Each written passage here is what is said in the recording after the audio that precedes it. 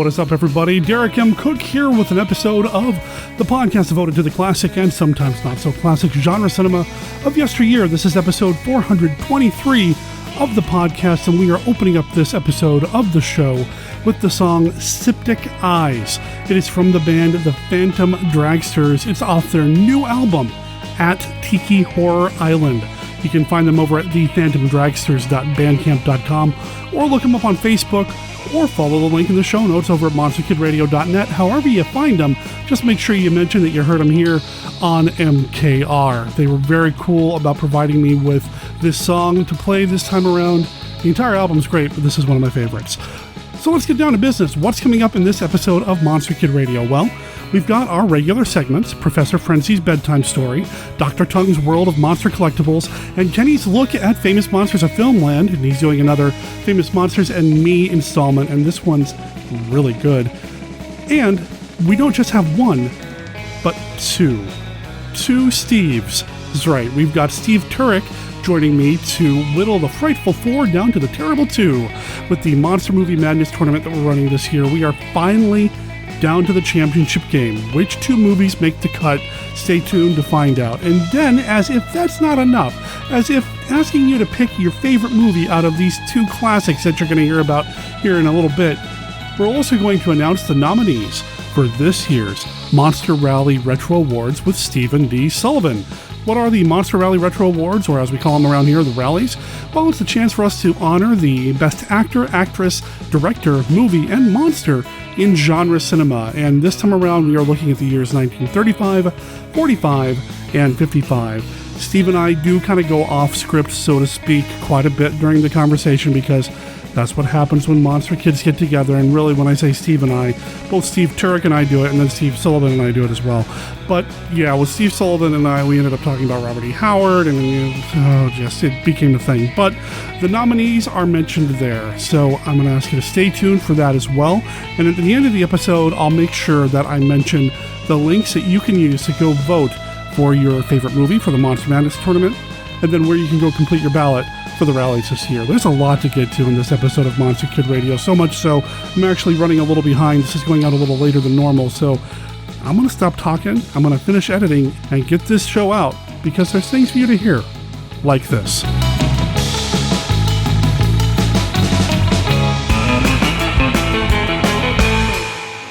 If you are a murderer, a blackmailer, or a thief, with a face as ugly as sin, and a mind as distorted as the devil's, then this man, he might help you. You could be beautiful, if you would trust me.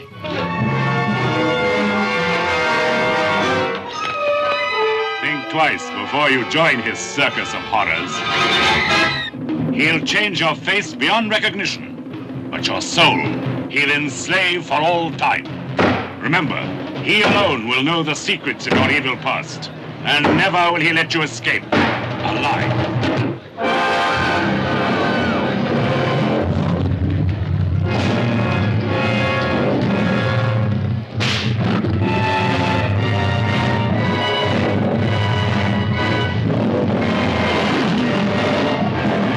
Anton Diffring as Dr. Schüller, who rose to glory in a trail of blood. Erika Remberg as one of the girls whose face and fate he changed, but not her mind. You can't frighten me. These others have been stupid, just plain stupid.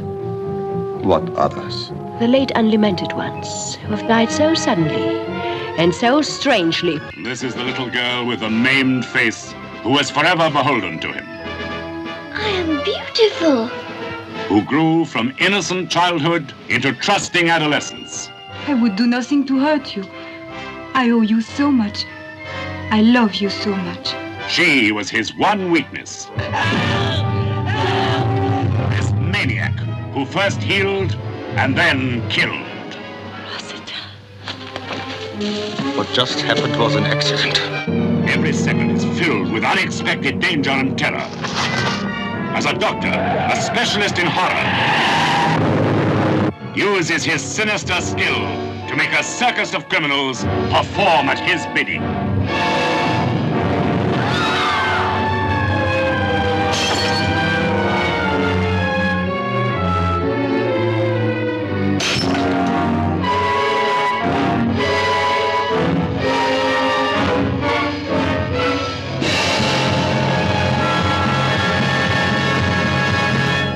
role-playing or tabletop games?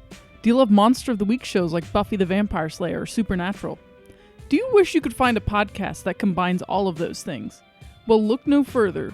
Thornvale is a narrative-driven actual play podcast following 3 monster hunters as they fight to keep a small town in Florida safe from the creatures that threaten it. It's full of action. So do you actually say that? Yes, I'm actually going to say that. I'll be like, I'll distract him, you get him. And so I'm going to try... Okay, Bjorn, how are you going to get him? Comedy. I just got this image in my head, now this is me, not Sammy, of this dragon that was collecting materials for a chicken farm. And truly awful dice rolls. Nope, another 3. That's my second 3 in a row. Oh my gosh. We're killing this thing. If that sounds like it's up your alley, then look us up wherever you listen to podcasts. Now, Metro-Goldwyn-Mayer and 7 Arts present the most spectacular woman in the world. She, the immortal goddess whose passion defies time. She, whose cruelty defies description. She, who waits for one man to drown the fires of longing that burned within her for 20 centuries. And across the desert of lost souls, over the mountains of the moon, to the venal city of Kuma, at last he came to bathe with her in the flame of eternal life. She who must be obeyed. She who must be feared. She condemning thousands to tortures beyond your wildest imagination. Frolicking in pleasures beyond your strangest dreams. She, overpowering adventure in color.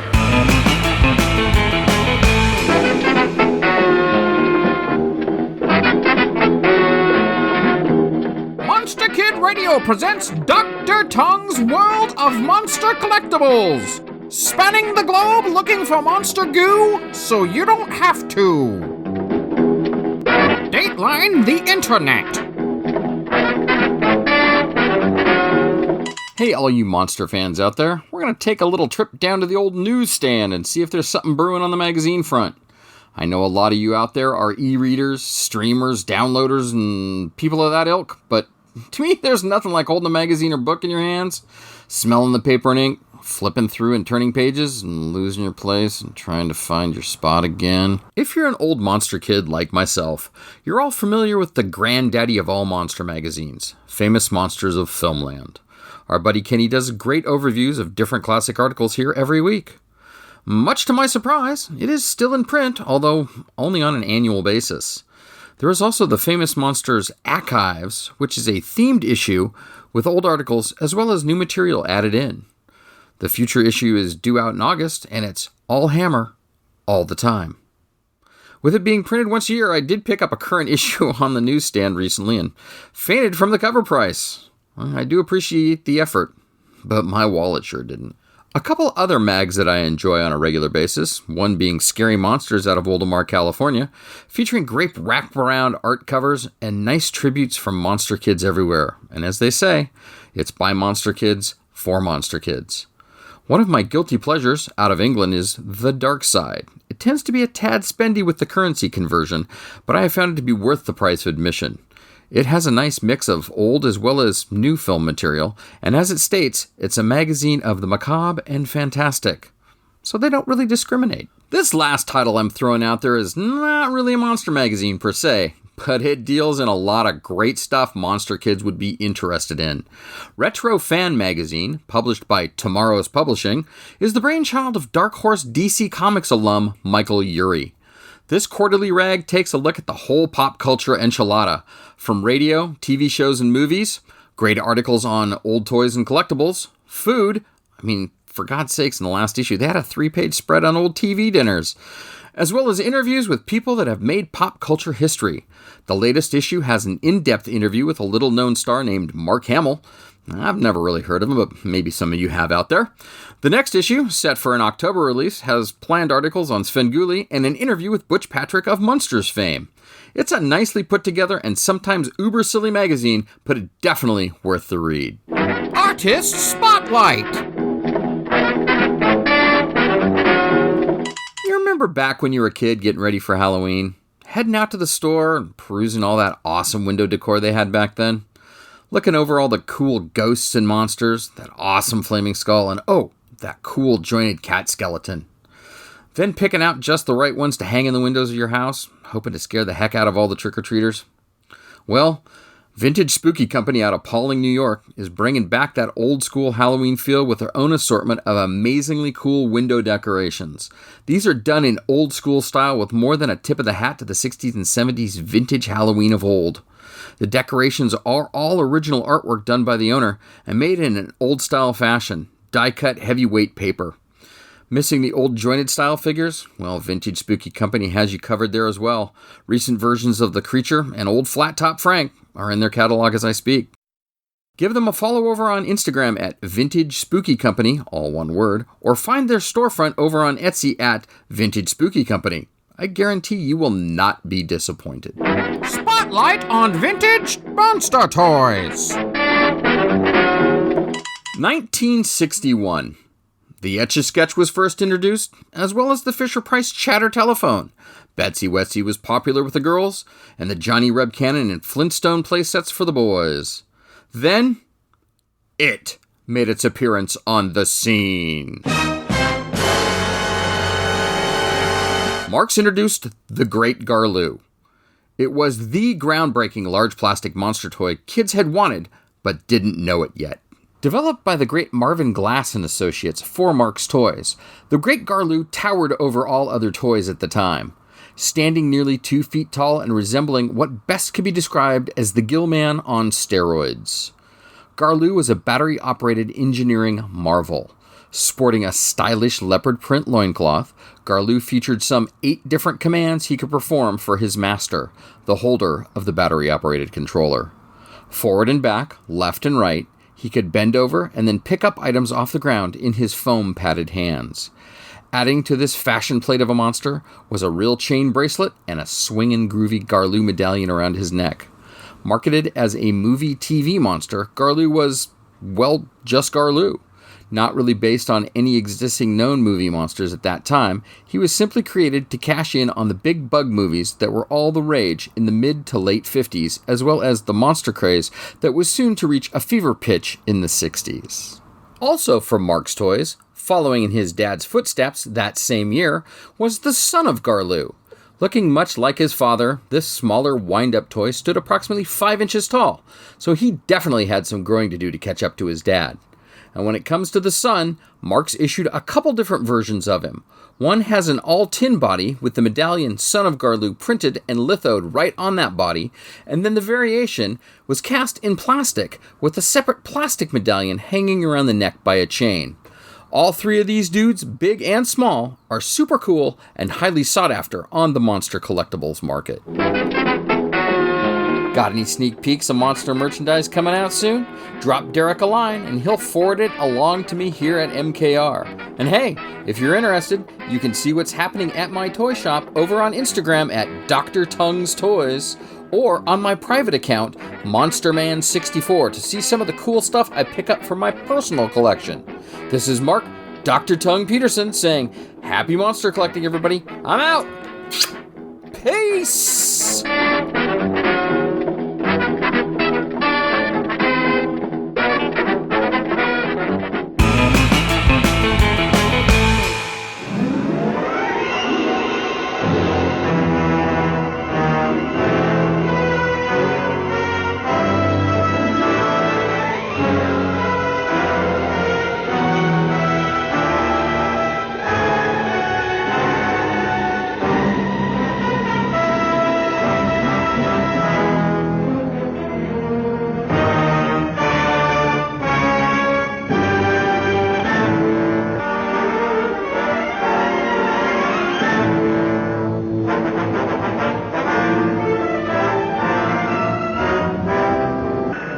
From outer space is a picture that you'll long remember for its blending of science and fiction, for its eerie terror, and for its story of an invasion from another planet that's almost beyond imagining. I tell you, from its size and its appearance, this thing came from outer space.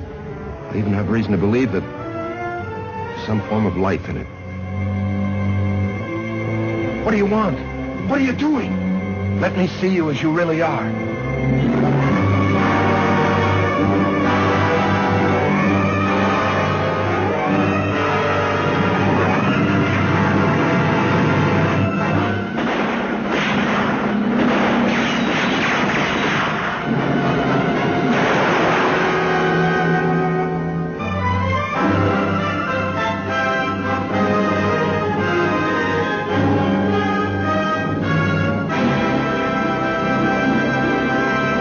In 1972, American TV networks canceled 12 TV shows for crimes they didn't commit.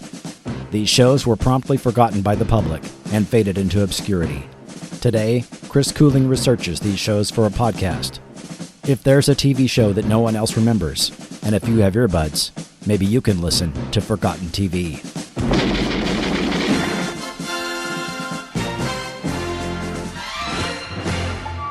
This is the voice of a woman dreaming of her lover.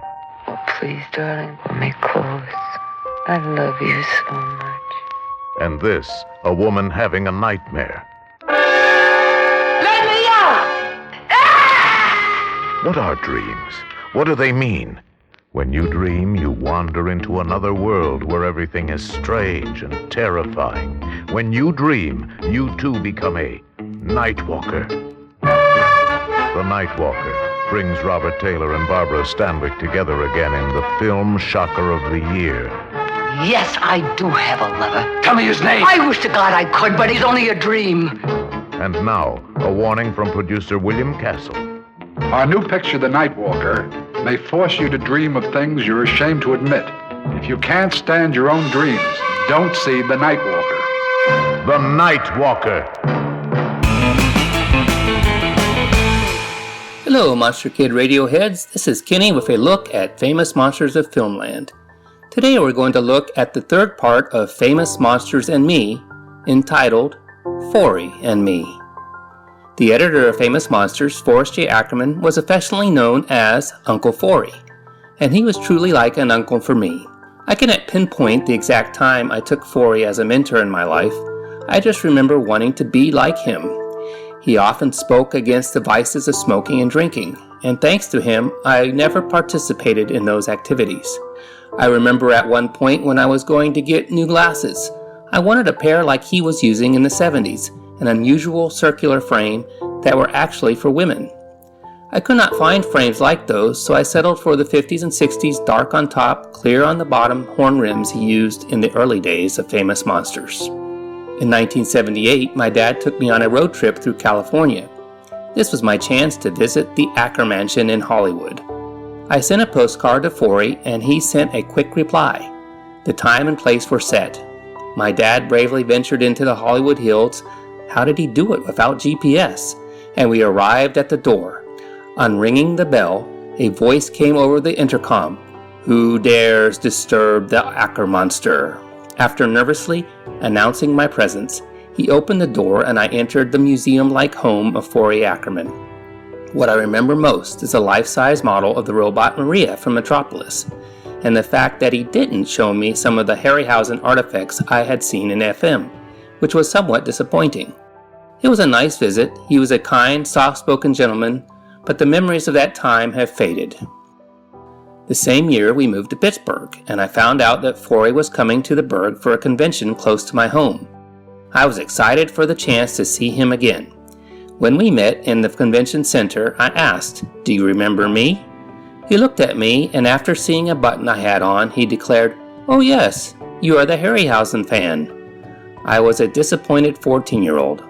Since then, I have forgiven him, as I know how an over 50-year-old brain works, and I often react to people the same way when they say, "Do you remember me?" I know it may be controversial to praise Forey in light of the revelations of his inappropriate behavior towards women. All I can say is that in my childhood and adolescence, he was a light, a guide, and a friend who brought Monster Kids together via Famous Monsters. I never knew of his dark side, and I choose to treasure the good and positive influence he had on me.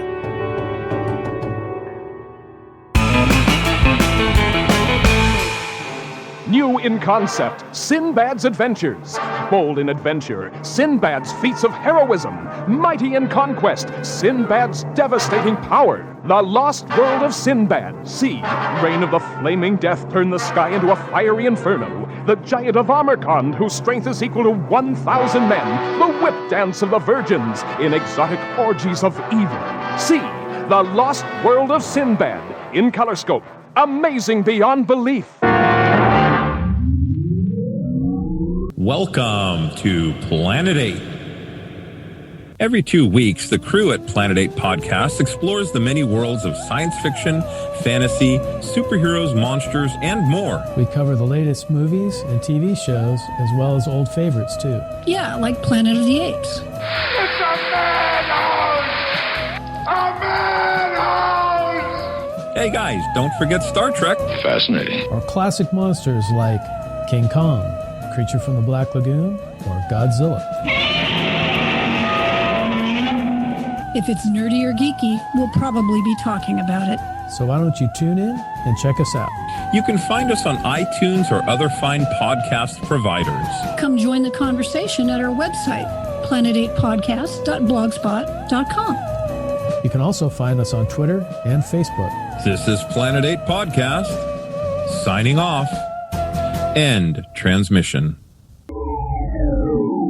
Nothing can stop it. The Blob. Starring Steve McQueen. It creeps. It crawls. It's slithery. It's slimy. The Blob. Plus Dinosaurus, both in shrieking color.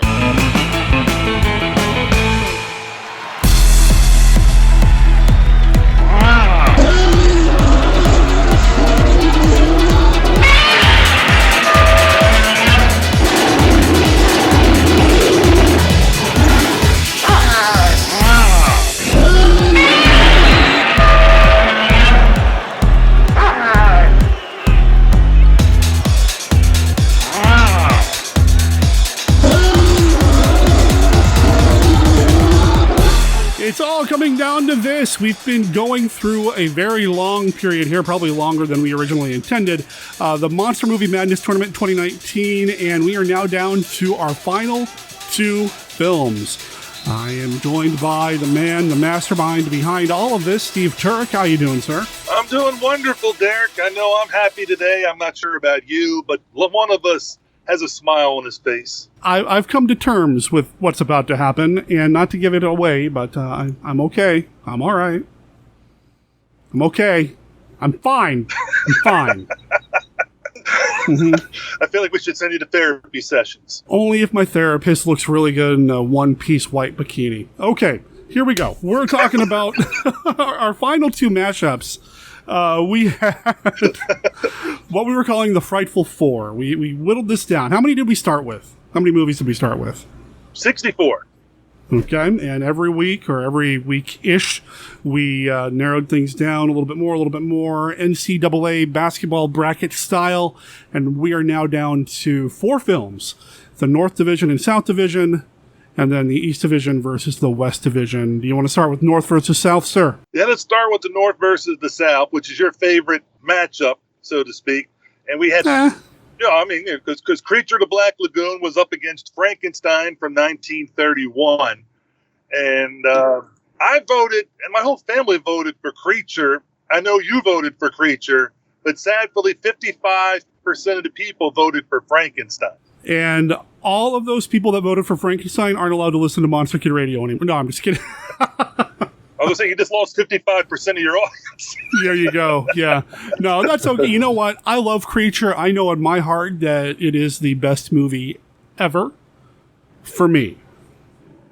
So we'll just leave it at that. I've come to terms with this. I watched this pretty closely, and it was close there for a little while the votes were coming in. But I don't think Creature ever overtook Frankenstein. Never did. Frankenstein had the lead from the beginning and kept the lead throughout. And it was like I was saying in our last thing, Creature and Godzilla would have to pull off upsets to move on because the other 2 movies are so endearing to everybody in their hearts. It's just there's so much of that emotion. And also those 2 other movies have been around a lot longer than Creature and Godzilla. Yeah, I've got nothing else to add here. I came to terms with it. And, don't get me wrong. I love the 31 Frankenstein. I adore those films, too. So it's not like I dislike one over the other. But, my guy didn't advance. Creature from the Black Lagoon did not advance. But I got a good feeling about Frankenstein. But we're getting ahead of ourselves. The East versus West Division. What were the 2 Titanic movies facing up there, Steve? We had King Kong from 1933 versus Godzilla or Gojira from 1954. And this one was the matchup of all matchups. It was tight all the way through to the bitter end. It was who was going to come out at the top. I mean, sometimes I was getting teary-eyed, other times I'm smiling. It was very close. Very, very close. Especially considering that King Kong was our number 1 seed, Godzilla was number 4 when we set this whole thing up, and that was, of course, based on the top 100 monster movie poll that we ran last year leading up to last year's Monster Bash. Unlike the movie King Kong versus Godzilla, we do have a definitive winner. And that winner is the Monster Kid Radio listener base. No? Okay. Yes, yes, it is. The Monster Kid Radio base, they loved it. But Godzilla is the winner with 53% of the vote. And you didn't expect that, did you? It's kind of hard to say. You know, I knew it was going to be close. I was hoping, and I was actually maybe expecting Godzilla to win because by sheer luck, because of the way things, like you said, went longer than we expected, this poll did hit when the Godzilla movie came out in movie theaters. So it was in the pop culture. Yeah, it had more visibility. Yeah, so the visibility was there. The timing was right for if Godzilla's going to pull off an upset, this was the time to do it, and he did pull off that upset. And it's basically thankful to the listeners that are voting, which we had the second most amount of votes this round than we did in any of the other rounds. So what does that give us for our two, I don't know, what do you want to call them, the Terrible 2? Does that work? Did we already use that? I don't think we use Terrible 2s or Terrible whatever. Looking at the Terrible 2, I'm fine with that. Well, the Terrible 2s. We've got Frankenstein from 1931 versus Godzilla from 1954. We are able to do here at Monster Kid Radio something Toho was never able to do. A Frankenstein versus Godzilla film. Well, didn't that originally start as a Frankenstein versus King Kong? Wasn't that the original plan? Or something like, or I thought it was maybe King Kong was supposed to be Frankenstein, and it was supposed to be Frankenstein versus Godzilla. Whatever it was supposed to be, we now have it here.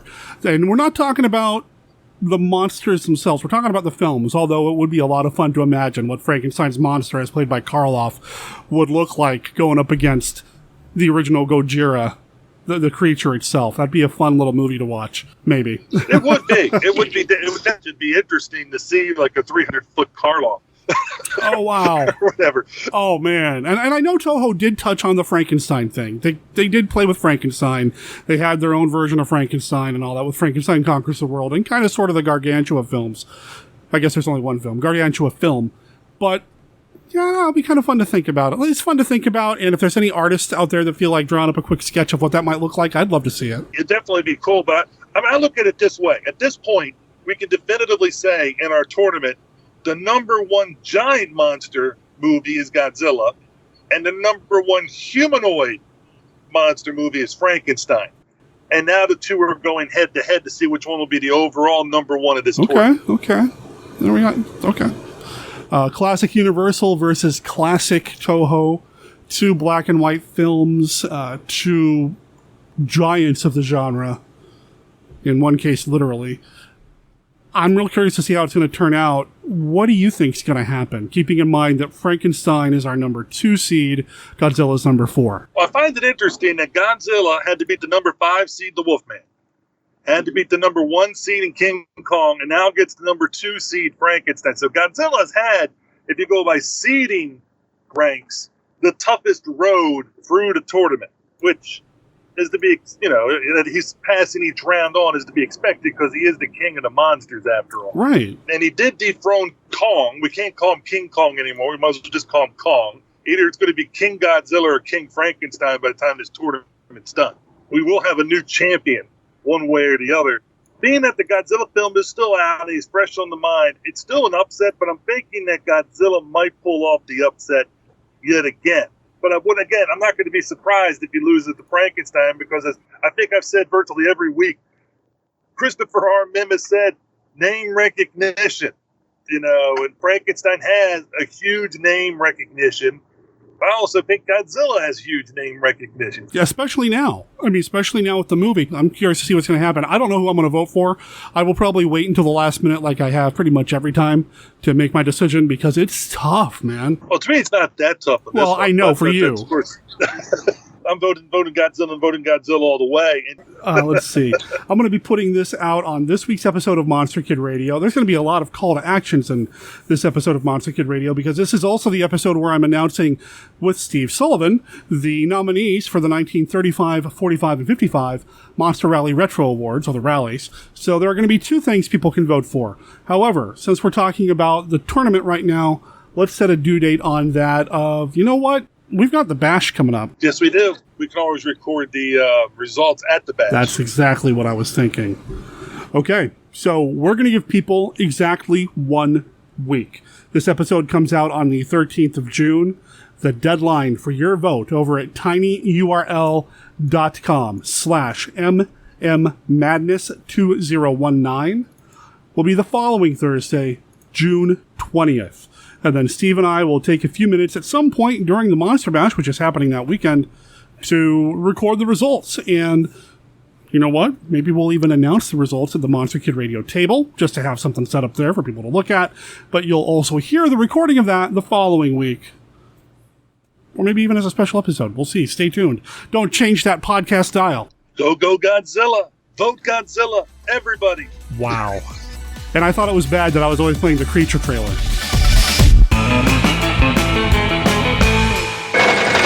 This is Colossus, the voice of world control. Obey me and live, or disobey and die. This is the dawning of the age of Colossus, the Forbin Project. A shocker, fascinating, says the New York Daily News. A sizzler, builds to high tension. Gene Shalit, NBC Radio Monitor. Razzle-dazzle, smooth suspense, Time Magazine. Colossus, the Forbin Project. From Universal, rated GP, all ages admitted.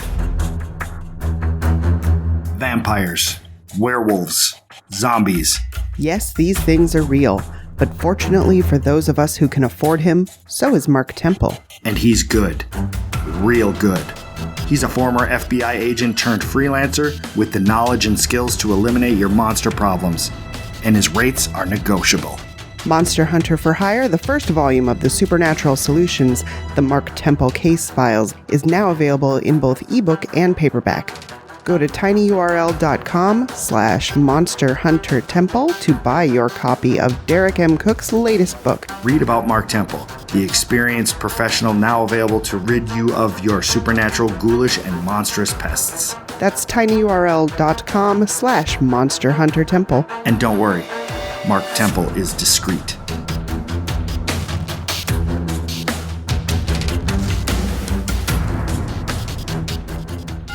That is an incredible motion picture. An entire town goes berserk when a giant underwater creature attacks all human life. That is a frightening experience. Don't miss that.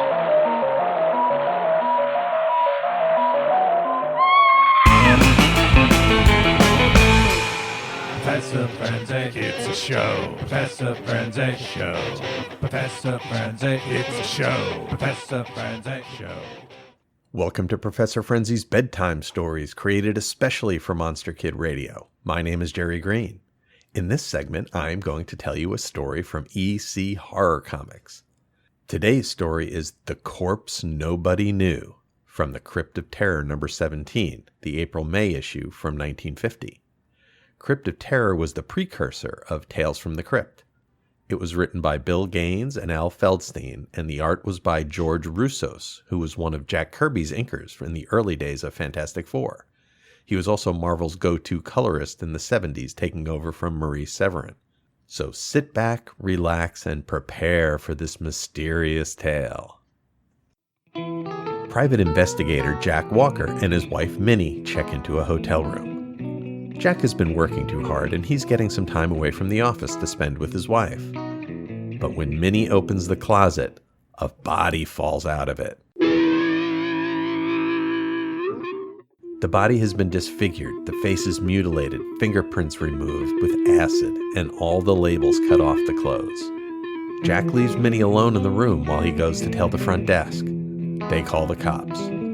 The hotel detective, Riker, hears about the body. He says that the hotel manager, Paul Winslow, left the city suddenly by airplane. Riker calls the airport and gets the details. Apparently, Winslow did sign in at the airport. Riker checked the hotel safe, and inside, all the money was missing. He tells Jack that only Winslow had the combination. Back in the hotel room with the dead body, Minnie decided she needed a little air. Unfortunately, the window was jammed shut. She found out why. There's torn up paper jammed into the window frame. She pulled it out and found it was a receipt for a photo developing company that takes pictures around the city. She sneaks out of the hotel and heads to the photo shop and gives them the receipt. In return, she gets the photo. Back at the hotel, the cops are having a press conference. There's an APB out for Paul Winslow. The theory is that someone saw him steal the money and he killed him and hid his body in the closet before he got out of town. Minnie arrives with the photograph and shows it to her husband. Aha, he says, this breaks the case wide open. It is a photograph of the airport check-in desk that shows Riker signing Paul Winslow's name. Riker had robbed the safe himself and set Winslow up for the crime, and then killed him to cover his tracks. Jack says that Riker's first mistake was saying that only Winslow had the combination to the safe when Riker opened it himself. Jack and Minnie leave the hotel to go home, where it's more peaceful. The end. I hope you enjoyed that soft-boiled adventure. This isn't really a horror story, it's a detective story. It's a cute little 6-page mystery. Of course, there are plenty of loose ends. How did the photo receipt get to the hotel room? Didn't Riker figure they would look for actual witnesses at the airport? Even so, it was fun to watch the mystery unfold. There is one element of the story that was disappointing, though. Considering Minnie is the one that actually solved the crime, it would have been better had her actual name been given prior to the final panel. She's called Honey, Ma'am, Lady, and even Feather-Brained Friend. We literally only learn her name in the actual final panel. And Jack has no trouble taking center stage after Riker is busted. He doesn't say anything about Riker opening the safe until after Minnie has produced the key evidence. Oh, the 50s. However, the couple does have a very good relationship, which is somehow built in just a few panels. They have a little bit of Nick and Nora Charles vibe to them, which is endearing. They have snappy dialogue. It is a real-as-life corpse, Jack says. Only there's no life left in it, Minnie replies. She's a hoot. The art itself is pretty straightforward.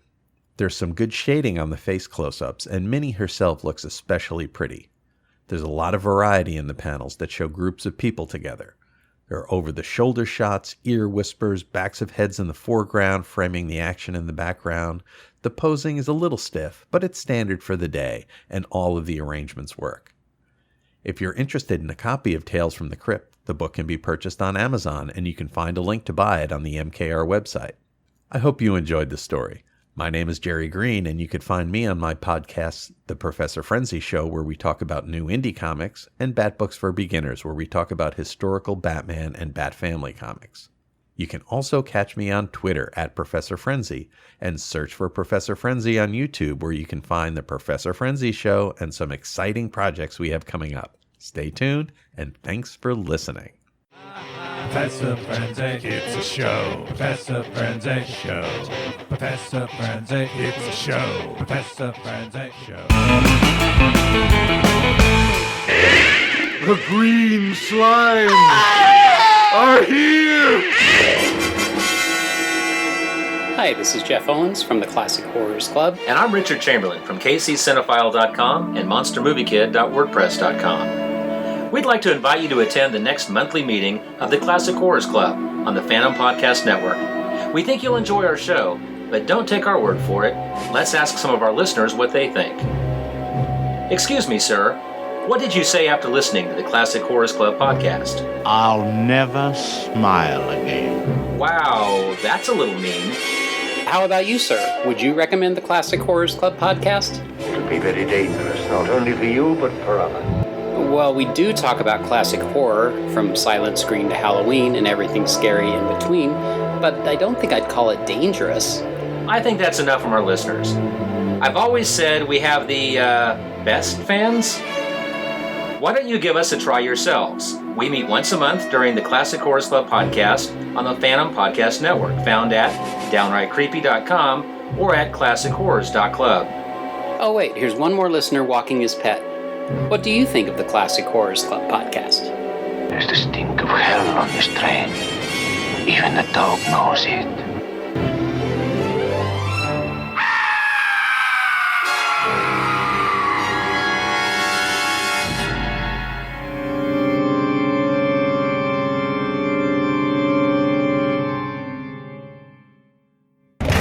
Don't look.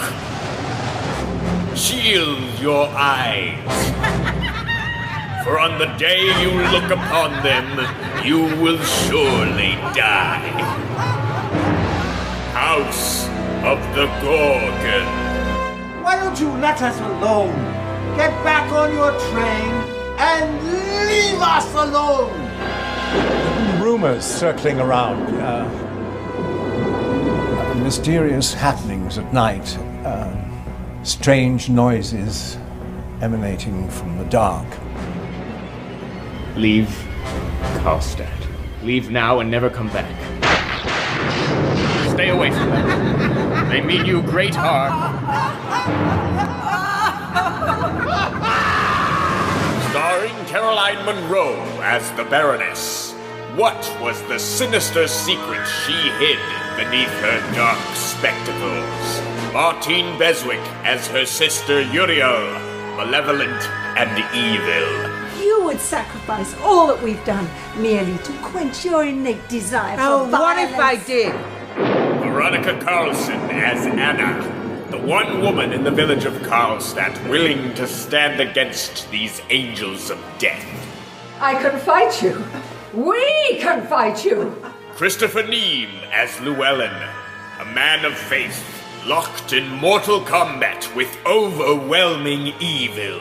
If we leave them alone, maybe they'll leave us alone. Also starring Joshua Kennedy as the mysterious Dr. Pritchard.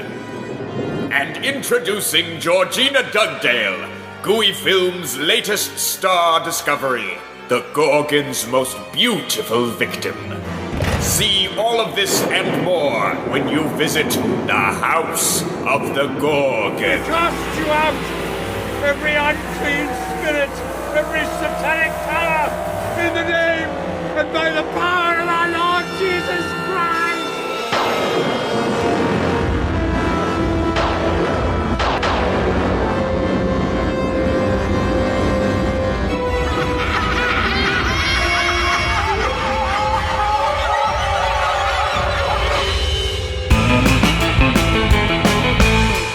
I'd like to say it's that time of year again, but really every year we do it at a different time of year, so there's really no such thing as that time of year for the Monster Rally Retro Awards, or the rallies.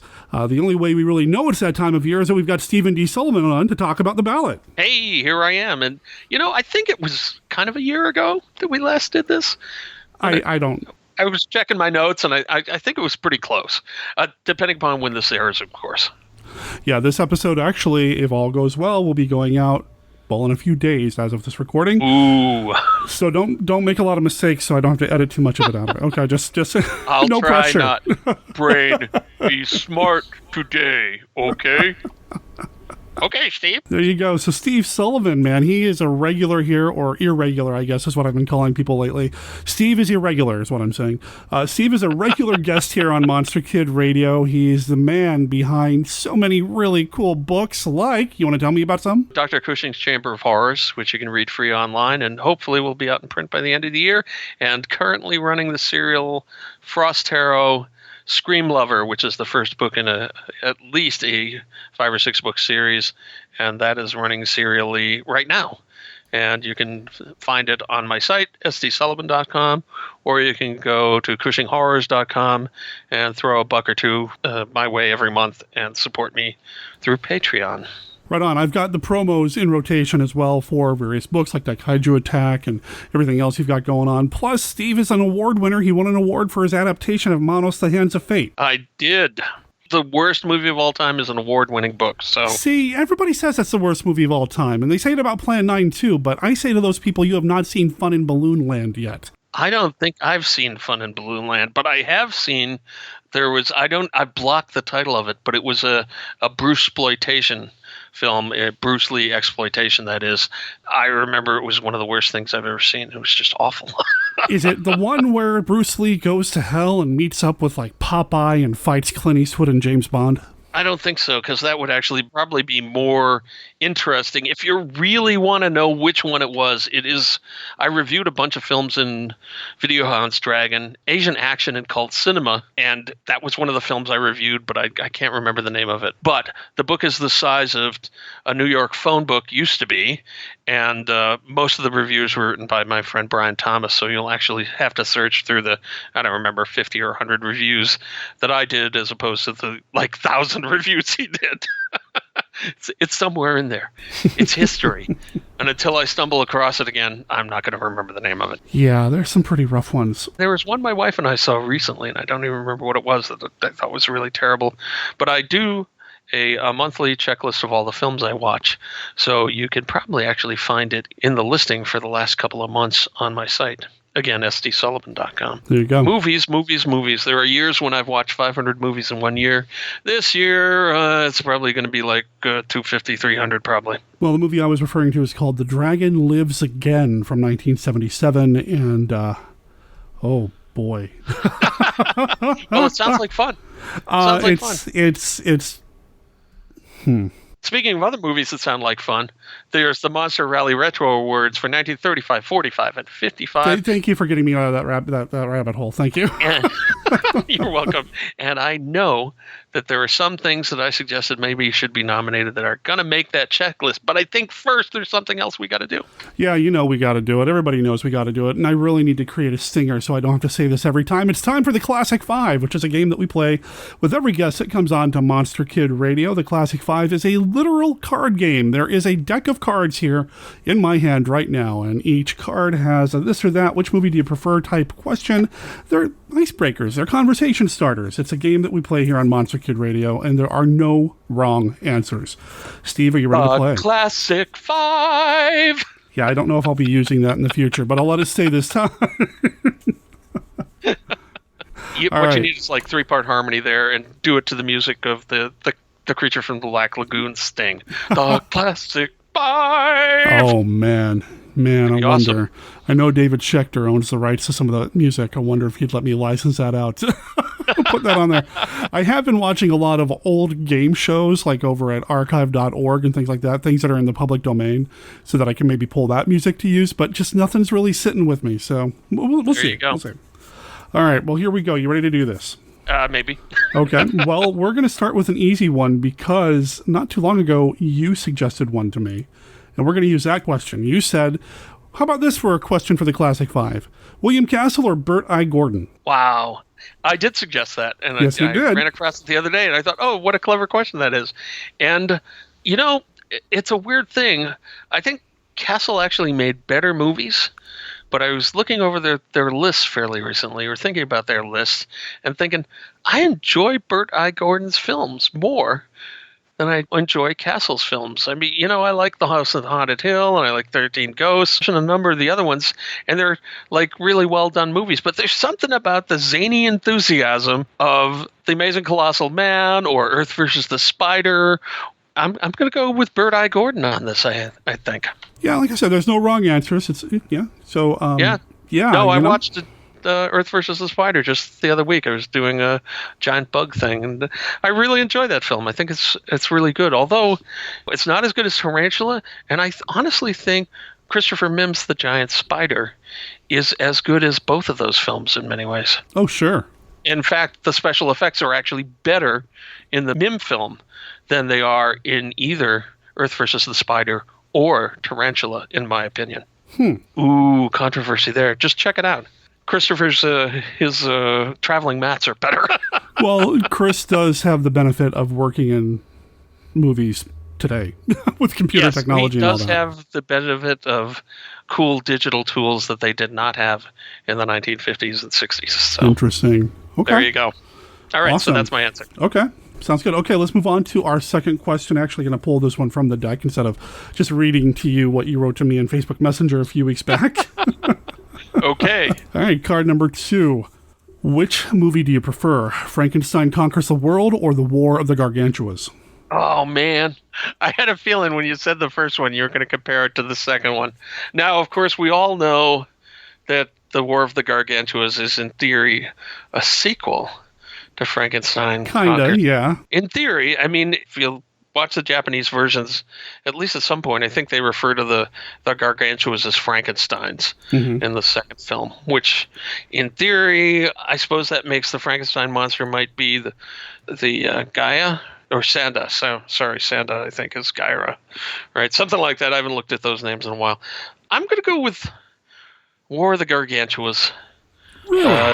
The War of the Gargantuas. See the two mighty Gargantuas battle to the death. The War of the Gargantuas, in color, rated G, general audience, from United Productions of America, a subsidiary of DEI Industries. The monster battles are so cool, and the green Gargantua is eating people, which is really hideous and stuff. Okay. But having said that, if I could transfer Nick Adams into it in place of Russ Tamblyn, because Russ is not a bad actor, and certainly I just saw him in Tom Thumb, where he's pretty terrific. But he's not Nick Adams. And someone said recently on some show, I don't think it may have been one of yours, was kind of like, Nick Adams, he's not a top-flight actor. I totally disagree. I think Nick Adams is really, really good. Yeah. You know, and he was good enough to dub James Dean in Giant after James Dean died before he could loop some of his lines. So props to Nick Adams for that. And he is the thing that would make Frankenstein better than Gargantuas. But I love the monster battles, and I love the fact that they both kind of grew out of this one creature, and there are two of them, and one's evil and one's good, and they're brothers and all that kind of stuff. So it's really cool, and I always thought it would be great if there were yet another sequel to that where the Gargantuas return, and maybe somebody can do that. Hey, Christopher. Hey, Joshua, you listening? Return of the Gargantuas. From Phantom Lake. From Phantom Lake. Just got to throw that in there. You know, almost out of spite now for whoever said that about Nick Adams, I want to do a series of Nick Adams episodes here. Be maybe like a Nick Adams November or something, just to stick it to him. That'd be cool, and it could sign me up for every one of the movies or TV shows that he's in. He did a handful of them. Yeah, he did Die Monster Die and Godzilla vs. Monster Zero, Frankenstein Conquers the World. A movie that's underrated, doesn't get enough attention. Mission Mars, I really like. I haven't seen that in a long time. And he's in the Fun and Games episode of The Outer Limits, too. So if you included that, which is a really good episode. And he did an episode of Voyage to the Bottom of the Sea. I mean, there's enough genre stuff. You know what? Maybe we will. Maybe we will. Good. All right. Well, you got to have me on for at least one of those. You're in. I've got you penciled down already. So, all right. Card number 3. Which movie do you prefer? The Monolith Monsters or Monster on the Campus? Monolith Monsters. Chief, you gotta believe me. You're gonna think I'm blind. Rocks, Joe? Towers of rock crashing down and then growing up again? Yeah.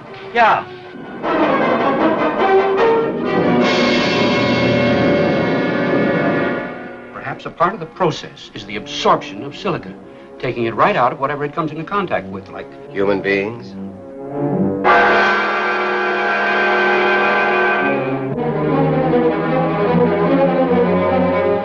just like Ben.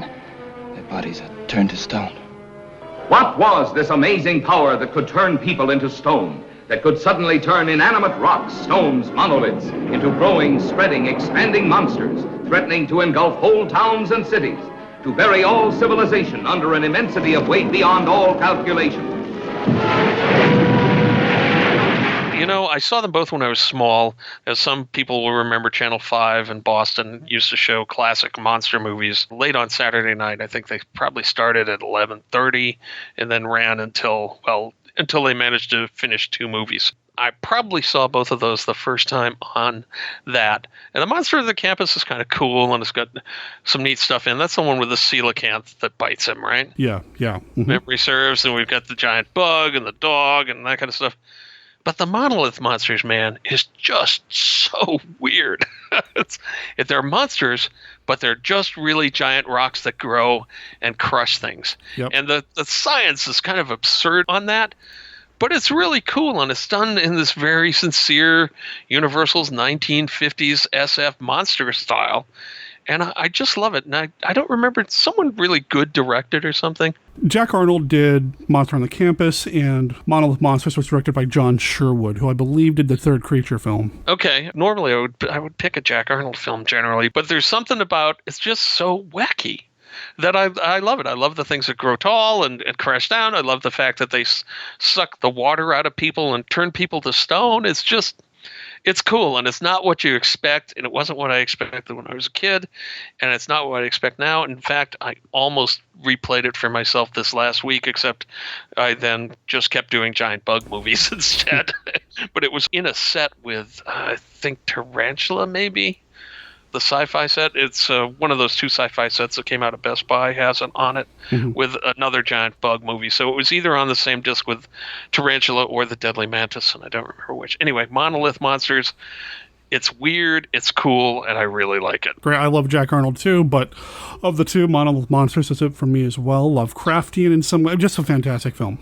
Yeah, I hadn't really thought about that. It definitely does have kind of a Lovecraftian, color out of space thing going on too, almost. So, yeah. Although, if you hang around with me long enough, I will find a way to turn anything Lovecraft. Well, Lovecraft and or Howard. Well, that's true. I think we could both do that.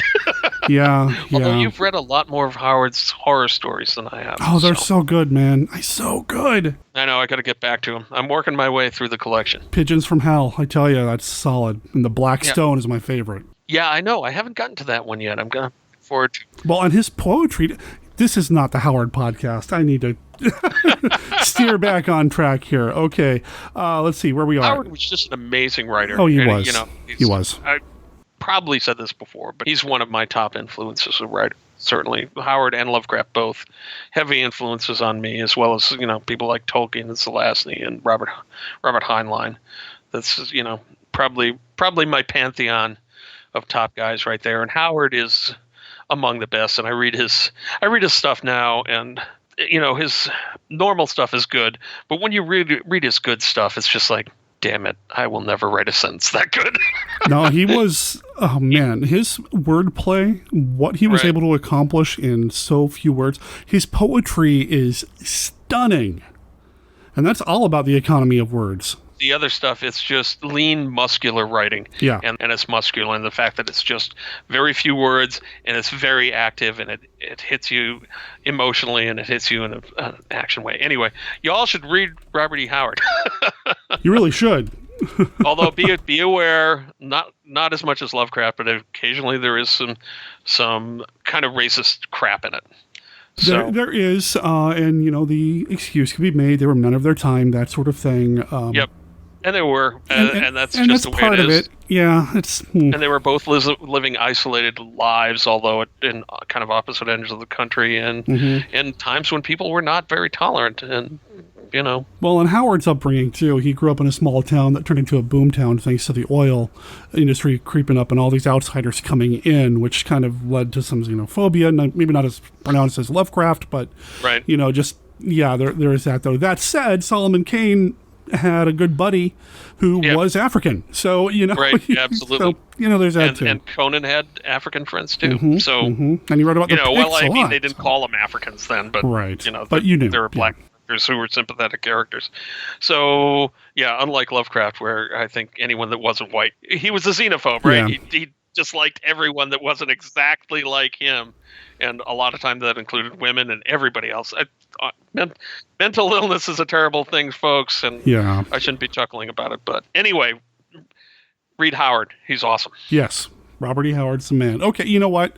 It's fitting that we're talking about this, actually, because I think this weekend, as of this recording, is Howard Days down in Texas. And one of these years, I'm going to get down there for that event. Oh, man, that'd be good. Down in Cross Plains. I know that Karen Joan Kahodik, friend of the show, been on the show. She is a regular attendee. She may even be there this year. I'm not sure. I should check in with her so I can live vicariously through her. Yeah, I want to live vicariously through her Facebook posts. The nice thing is, though, is that a lot of times, a lot of the panels and discussions turn up on YouTube from Howard Days. So, cool. Yeah, I've watched a lot of those. You know what? We really ought to get back to the monsters. I was going to say, The Monolith Monsters, not by Howard or Lovecraft, but somehow related to them. Of course they are. Of course they are. All right. I'm going to pull a question from my spreadsheet here of new questions that I have yet to put on a new deck. I should point out that I have all your existent decks, I think, but I haven't gone through them. But when you pull stuff that I sent you in the email, or you pull something out of the spreadsheet, there's no chance I can prepare for this. So let's hope I don't embarrass myself. Go! Okay, here we go. What 4 classic monsters would you include on your version of Mount Rushmore? It would be Frankenstein monster, the Wolfman, Dracula, and the creature from the Black Lagoon. Oh, that was easy. Yep. Yeah, and I'm going, I could have, subbed in Godzilla for some of those, but no offense to the Mummy, because if there were a fifth one, it'd be the Mummy, and it would all be the Universal ones, I think.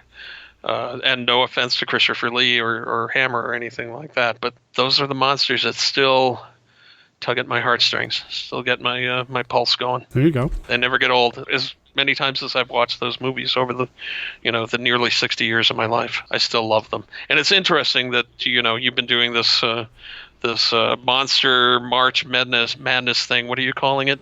The Monster Playoffs? Madness? Something like that. Monster Movie Madness, and you're down to the Frightful Four. And I managed to get 3 out of the 4.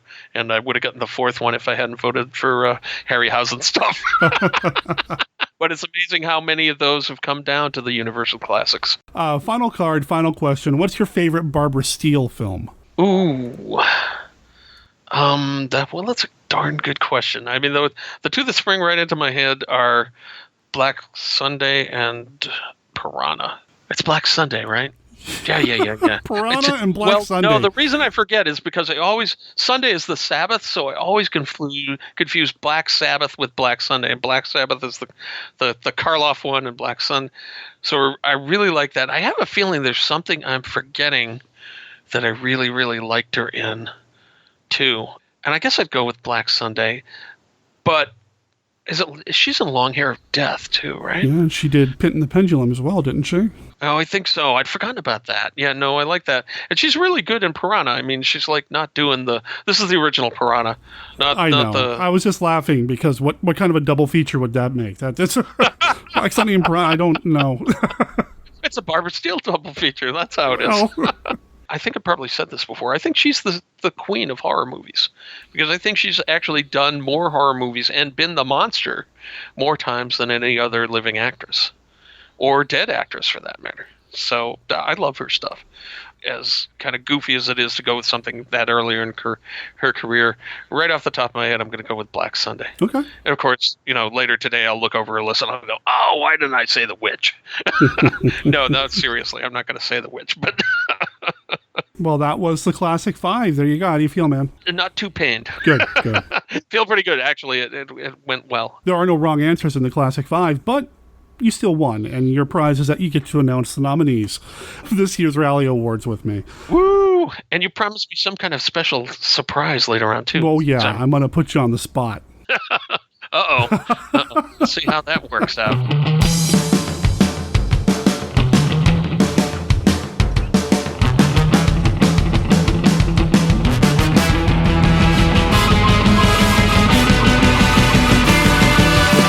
So here's what we do. Every year we honor the best actor, actress, director, movie, and monster of, classic genre cinema, or not so classic genre cinema.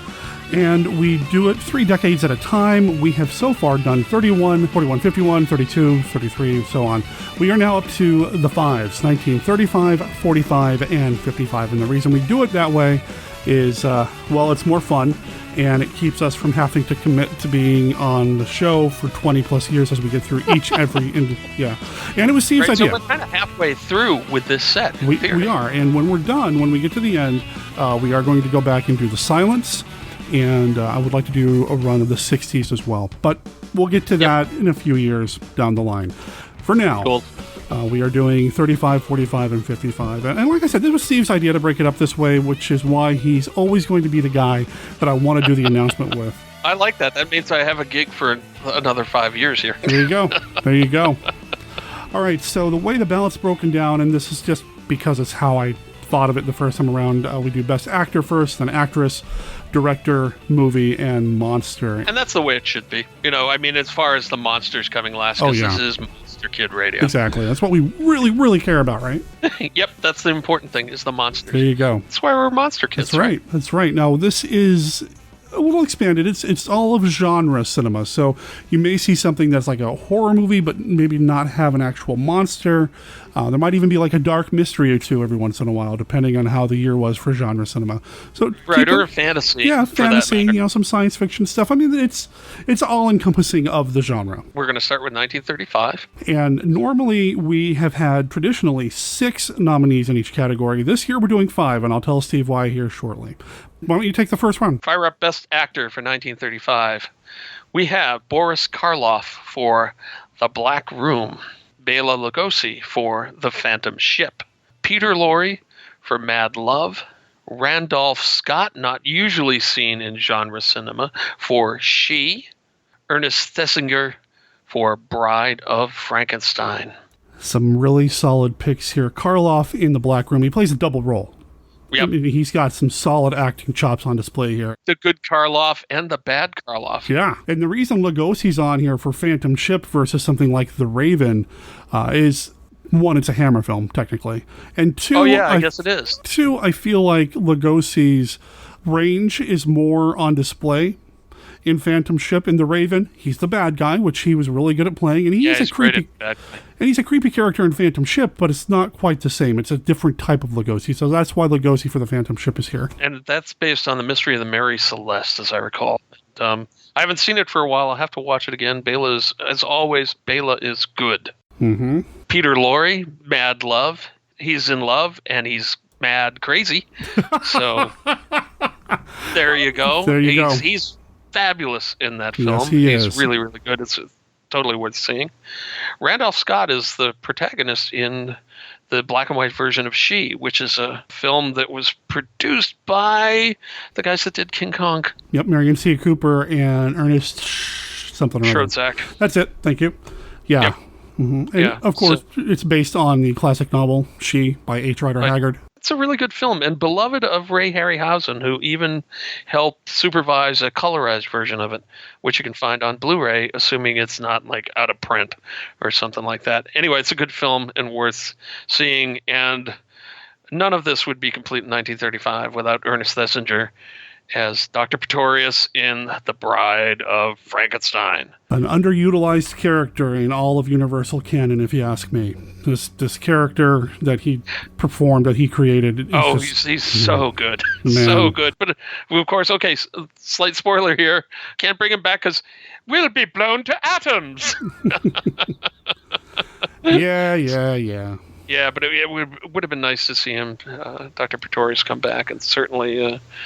sadly, I don't think he's a public domain character yet because of doofy public domain laws that got set back 20 years. If they hadn't done that, folks, we'd have the 1930s and 40s to draw on from the public domain now. Mm-hmm. So write your congressman. Anyway, it's a great role. He's wonderful in it, creepy and funny and just everything else. So terrific. You can write in another person, too. And if you do that, we suggest you enlist your friends so that it's not just like a lone vote for Bela Lugosi in The Raven or something like that. True. All right, so Best Actress, again, 5 nominees. We have Carol Borland from Mark of the Vampire, the Batwoman, the vampire woman. She's awesome. The great makeup, great special effects with her. Frances Drake, who is the object of the Mad Love in Mad Love. The hapless Valerie Hobson, the wife/girlfriend in Werewolf of London, a fine film. Elsa Lanchester as Mary Shelley and the bride in The Bride of Frankenstein. And hopefully I didn't just give that away for those of you that didn't know she had 2 roles in that movie. So yeah, another dual role then, I guess, is what we're seeing here on the ballot, where she played 2 characters. And I've got a whole thing brewing regarding Mary Shelley's place in the Universal canon that someday I will see manifested as a YouTube video, so stay tuned. With Mary, I don't know if we have any of this stuff. I mean, she is the mother of the Monster Conservancy and all the monsters to come. So anyway, Elsa Lanchester for Bride of Frankenstein, and then Irene Ware for The Raven, and she is the love interest in The Raven. Mm-hmm. So loved by Bela Lugosi, who is evil, of course. So you can imagine. You can imagine how that turns out. Yes. Yeah. And she's not the only one on the ballot in this category that is the love interest loved by the villain. I mean, you have Frances Drake from Mad Love as well. And the way Peter Lorre looks at her through the entire film is just unnerving. And she's able to stand up to that glare. I mean, I think really demonstrates the presence that she had on screen. You know, there's a point where she's there and there's a wax duplicate of her, which is an eerily lifelike duplicate of an actress. And you always think how special effects weren't that good back then. They didn't have, all this laser scanning so they could reproduce stuff. That mannequin looks just like her, and that's important to the plot too. So you can enjoy that, and you can enjoy her. Best director. Oh, man. Yeah. Some good work here. Some good work. Good luck sorting this out, everybody. We have Todd Browning for Mark of the Vampire, a film that I have some story problems with, but is beautiful and beautifully directed. We have Lou Landers as Louis Friedlander for The Raven, one of the probably top 2 Karloff Lugosi films, in my opinion. I love that film. Not as much as I love The Black Cat, but I love The Raven, and I need to rewatch it. Sure. We have 2 people, Irving Pichel, or Pitchell? I've heard it pronounced both ways. I've heard the emphasis on both syllables, so I don't know either, but Irving Pitchell, yeah. And Lansing C. Holden for She. And then we have, these are all pretty heavy hitters, guys. We have James Whale for The Bride of Frankenstein, the eccentric and wonderful James Whale. Man, the mark that he made on that film as a director is just... Yeah, he's brilliant. Incredible. Yeah, brilliant. Yeah, that's the best way to put it. You made a comment about having issues with the story of Mark of the Vampire. Can you kind of briefly tell us what that is? It's kind of spoilery, but I will mention that Mark of the Vampire is supposedly a remake of the lost film London After Midnight. The original had Lon Chaney in it. This one has Bela Lugosi in it. It has vampires and has all that kind of stuff. And cover your ears for 20 seconds if you don't hear this. It ends up in both films that there are no real vampires. It's just all some kind of a weird setup. And that's unfortunate, because I think if they were just trusting the supernatural elements, this would have been just a that much better film. I think it would be a top-ranked classic rather than just a minor classic. And the reason I wanted to have Steve bring that up, listeners, is because there's another film in another year in another category that has some similar issues where at the end it's revealed that there's nothing supernatural happening at all, but it still relies heavily on a lot of genre conventions, so I felt it was warranted for inclusion here. But I just wanted to kind of address that real quick. So, not to extend my 20 seconds of spoilers too much, but that explanation that there's nothing supernatural going on, it doesn't even really hold up. Sure. If you look at the rest of the film, I mean, you have Carol Borland with bat wings flying into the scene, and yes, we all know that's done with wires and that kind of stuff. But if that was done purely for the benefit of some character that's supposedly witnessing it, well, how did they hide the wires? How did she transform from the bat wings to the regular looking woman? All this kind of stuff. It doesn't make a lot of sense. Right. And so it's a film that I really love the atmosphere of it. I really love the look of it. I love the makeup and all that kind of stuff. And Bela's great at it. It's one of the few times he actually played a vampire on screen, except he has to come on at the end and says, I was greater than any real vampire, or something like that. We've read and we know that Bela did not want that to be the ending of it, and he does the line, and I think it's the last line of the film. It's so disappointing if they just gone with it.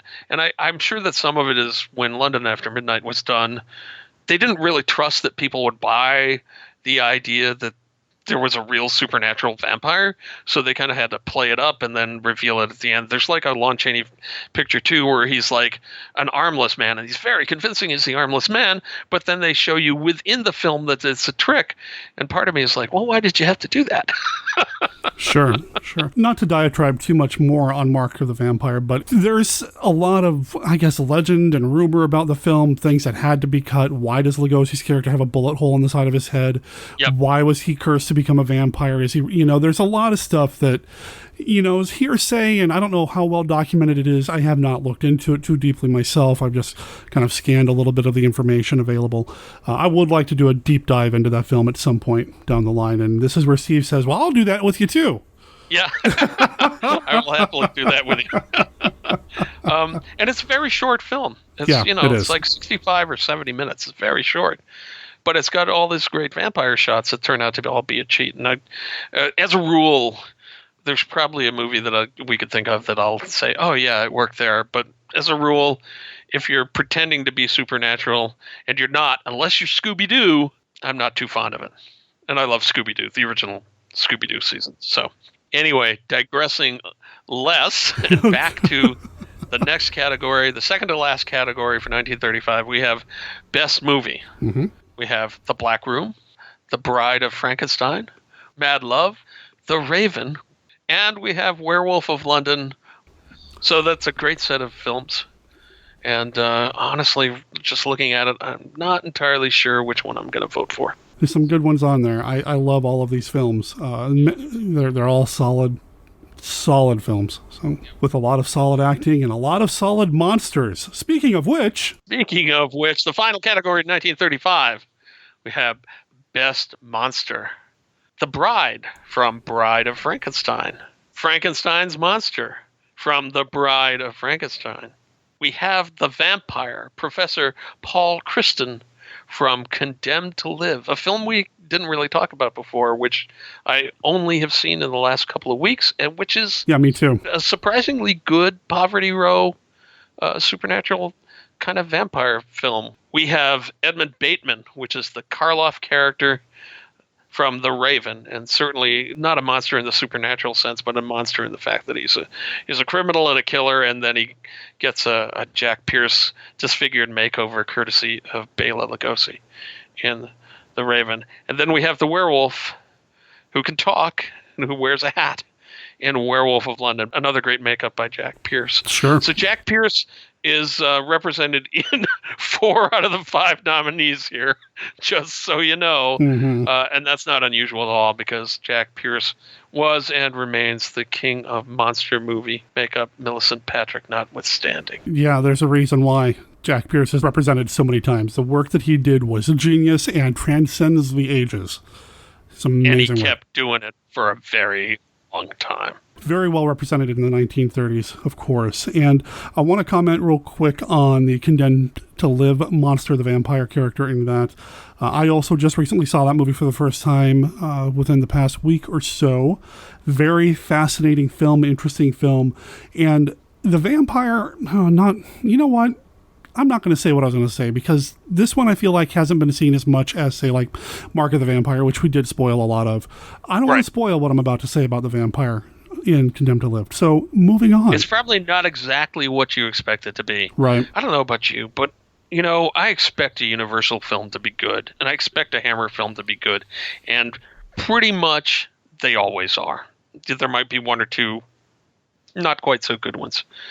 But when I find a Poverty Row picture, that was dealing with minuscule budgets, crazy short shoot times, that kind of stuff, and it's really good, it's like an extra treat. Wow. Condemned to Live, this is a really good little picture. It's certainly, up in the same kind of category with The Devil Bat and a number of White Zombie and another, maybe not quite as good as those two. But it's definitely more than you expect from a Poverty Row studio. And I just love it when we find those things. So thank you for the research we did that allowed us both to turn it up and watch it.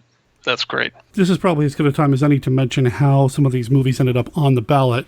Steve was a contributor this year. Every year I do try to reach out to different people to see if they want to contribute to the ballot, have some suggestions, that sort of thing. And this year, Steve was one of the folks that I reached out to.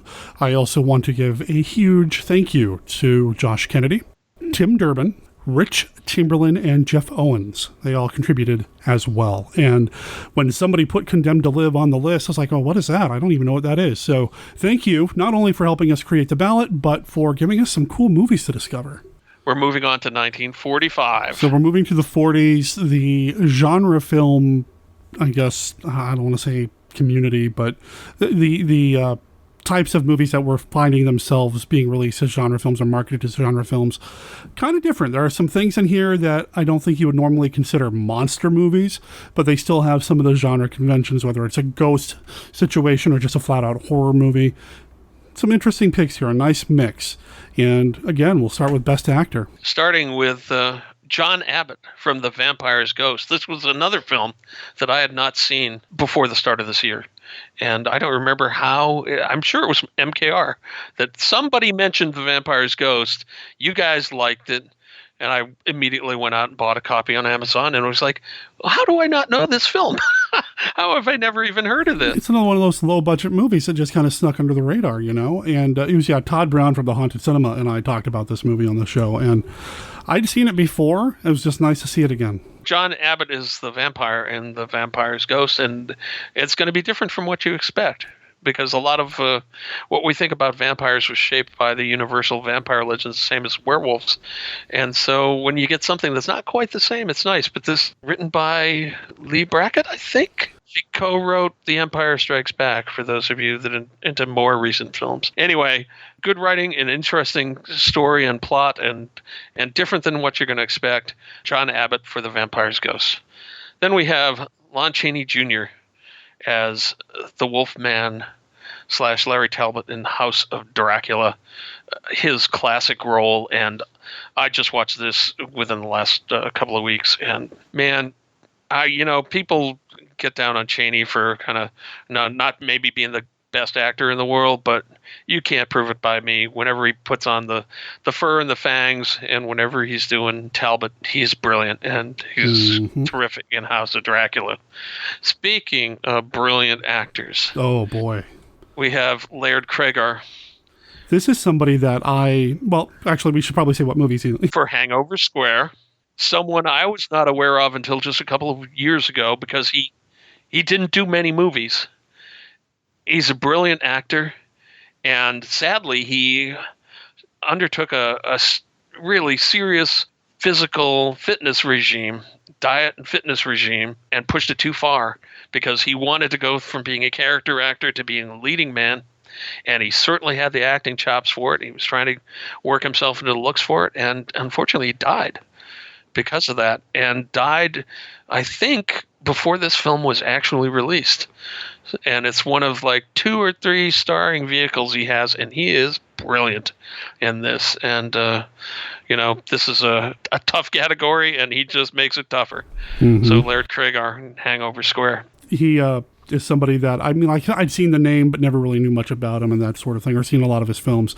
He was on the ballot last year for one of his movies, and he's just infinitely watchable. And if there's any way to go back and say, dude, I know you want to be a leading guy, but you're going to be remembered for this stuff. Take it slower, man. Take your time and don't push yourself because you're going to die. Yeah. So sadly, he did. Someone who didn't die anytime near 1945 is our leading man in the next film, and that's Boris Karloff from Isle of the Dead. Yes. Which is a great non-monster role for him, would you say? I mean, in some ways, he's monstrous because he's the military man that is afraid of the plague and keeps everyone trapped on the Isle of the Dead in this terrific Val Lewton film. And it's Boris. And whenever Boris actually gets to show off his acting chops, it's a treat. And he's really good in this. Definitely. He liked working with Val Lewton because Val Lewton let him do more than just be a monster. I think he even said at one point, and I could be misquoting this. I think at one point Boris said, you told Lewton, you saved my career, because he was basically totally typecast until Lewton was giving him these non-makeup, non-monster roles. And he's great in this. And although it's a bit disconcerting to see him with kind of a perm. If you ever wanted to see a curly-haired Boris Karloff, here he is. And he looks great. And he's phenomenal. And anything he does, I just love him. And then we have the final actor in this category, Michael Redgrave, for The Dead of Night. He's the ventriloquist in Dead of Night, which is an anthology that I need to rewatch all the way through. I've managed to catch the beginning and the end of it a couple of times recently, but haven't seen the middle sections. But Michael Redgrave, who I think later became, Sir Michael Redgrave, and is the father of Vanessa Redgrave, as I recall, I think. That's all off the top of my head, guys. I'm not looking at Wikipedia or IMDb or anything for that. I'm just making it up as I go. Dead of Night is an anthology film, and it's phenomenal. It is, and it actually, weirdly, one of the stories in it is from an H.G. Wells story. Mm-hmm. So there you go. Moving on to Best Actress. Best Actress. Okay, here we go. We have Jane Addams in House of Dracula. And Jane is, I think, Nina the Hunchback in the film. Correct. Again, this is a film that I watched fairly recently. I actually watched both the House films recently, and I love that character. I always feel such sympathy for that character that whenever she's on screen, I want things to go well for her. But being a Universal Monster movie, there's no guarantee that'll turn out right in the end. So there we go. We have Linda Darnell from Hangover Square, which is the Laird Craiger film. And everyone in those films is good, and Linda Darnell's a fine actress, turning in another good performance. Then we have something I'm not sure I've seen. Really? We have Nancy Kelly from The Woman Who Came Back. I am not sure I've seen this film. I wasn't aware of it either until I started putting this ballot together a few weeks ago, and then I tracked it down and checked it out, and wow, this movie I really enjoyed. If people can track it down, I highly recommend it. It is the other movie that I was referring to when I was talking about Mark of the Vampire having it maybe not supernatural after all. It does have some elements of that, not to spoil too much, but it's still a really good film. And she carries this thing as a victim, as a perpetrator, as just a strong woman who eventually gets tired of everybody telling her what's going on. It's a good film. I really dig it. In any case, I'm going to try to track it down and watch it too. The synopsis sounded really fascinating to me. All right, next we have Donna Reed. Yes, that Donna Reed. Right? Who is the love interest at the end of the film in The Picture of Dorian Gray, which is a great film. If you have not seen The Picture of Dorian Gray, it's really good. It has a couple of surprising sequences in it and a couple of surprising cinematography moments. And Helen Walker for The Man in Half Moon Street, which is the other one I'm not sure I've seen. So The Man in Half Moon Street has some very similar themes to The Picture of Dorian Gray. It's about a guy who cannot die living through the ages. And it was interesting to me to discover that both of these movies were released in the same year. That is kind of strange and interesting. Okay. Best Director. Best Director. We have Walter Combs from The Woman Who Came Back.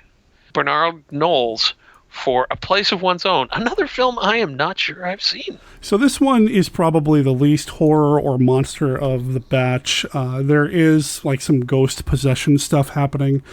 James Mason is the lead in the film. Oh, cool. And he and his wife, they buy an old house, and they find out the reason they were able to buy the old house, or the reason why nobody's been in the old house for the past however many years, is because supposedly it's haunted. Okay, cool. Another one that I have to look up and track down and see. We have Ralph Murphy for The Man in Half Moon Street. Leslie Salander for directing The Vampire's Ghost. Then we have, you've never heard of this guy before. What did he ever do besides this? We have Robert Wise for The Body Snatcher, another Val Lewton with Boris Karloff, Bela Lugosi, and this is a creepy frickin' picture if you've never seen it. And, in some ways doesn't have a lot of supernatural elements, but it's a great film. Best movies. This is not going to make an easy best movie choice for you guys this year, you guys and gals. Here we go. Best movie: The Body Snatcher, Dead of Night, House of Dracula, The Man in Half Moon Street, The Picture of Dorian Gray, or Other. And I got to tell you, any other year you'd think the Universal would be a really good bet, but look at these others. Yow. Yep. I don't know where I'm going to vote. Well, Universal did stack the deck here with the best monster category. 4 of the 5 are Universals. 3 of the 5 are all in the same film. Right, and probably Jack Pierce may have worked on some of these. I don't know. Sure. I didn't look up. So, here we go. The best monster of 1945. We have Paula Dupre as the ape woman from Jungle Captive. Yeah. Jungle Captive. There you go. See, I know these things. We have Best monster, we have... 3 monsters from House of Dracula. Which ones are they? Here we go. I can't imagine. All of them. We have Dracula's played by John Carradine in House of Dracula. We have Frankenstein's monster is played by Glenn Strange in House of Dracula. We have the Wolfman as played by Lon Chaney Jr. in House of Dracula. Then we have the vampire Webb Fallon from The Vampire's Ghost. That wraps it up for 1945. Yeah, which was a fun year to look at because there are just so many interesting, not what you'd consider horror or monster films in the mix that I really enjoyed. And I really hope that people walk away from this episode or look at the ballot and just create a checklist of movies that they need to check out. Because if nothing else, yeah, voting it is fun, telling us what your favorite is fun, but if nothing else, I'm hoping you can discover some really interesting, new-to-you movies along the way. The films are really, really good. Now, as a dyed-in-the-wool monster kid, I will admit that I always want there to be a monster, and I always want it to be a supernatural menace of some kind. That's my love. But if you look at the movies on that list, the movies are really strong in 1945.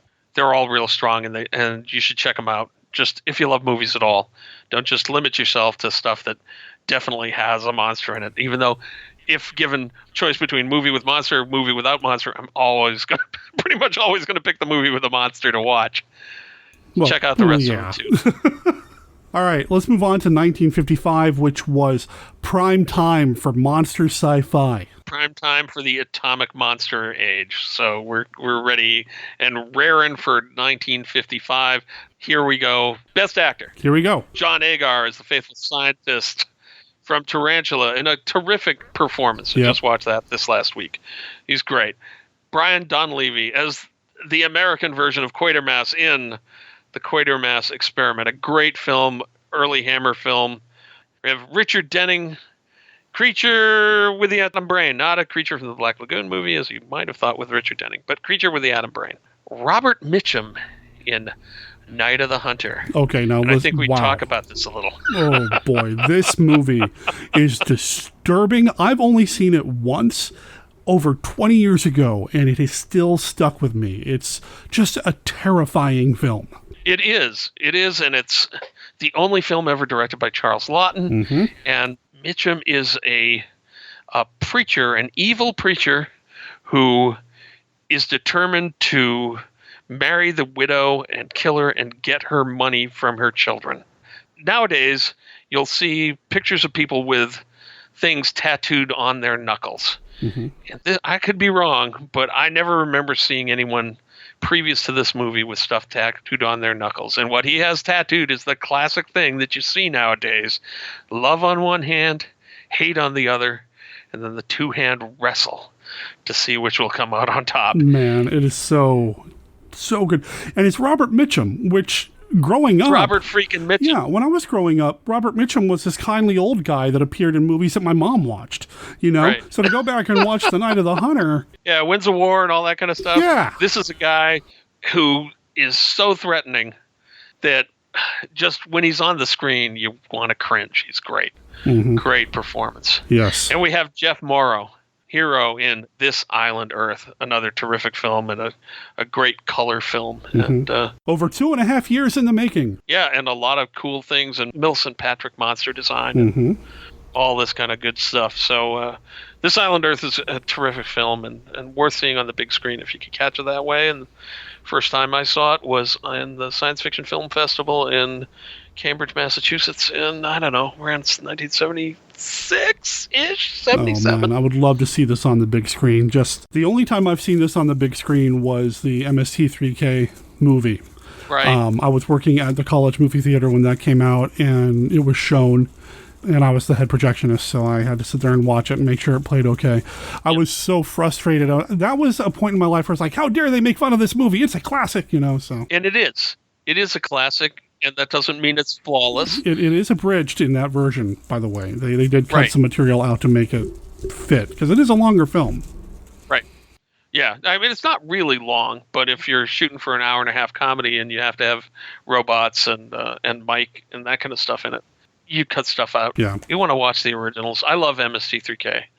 I've seen them twice within the last 2 years live, right? So I love them. But see the original films too, and this Island Earth is certainly a film that's worth seeing, and certainly probably one of the least deserving of being riffed. The reason we're kind of gushing on this is this movie does come up again here in this year's categories. It is available, or at least it was available on Blu-ray as the MST3K version, which I did pick up because it does have a making of about this Island Earth on it.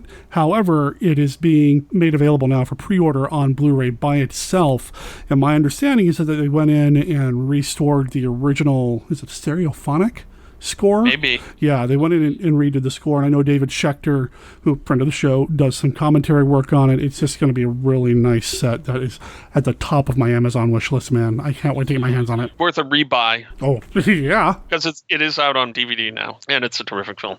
Moving on to Best Actress, and we've got some good ones here. We have Mara Corday in Tarantula as the doctor's assistant, and she's terrific. I love her so much. No, she's really, really good, and she's in a number of films, of genre films, all of which are good.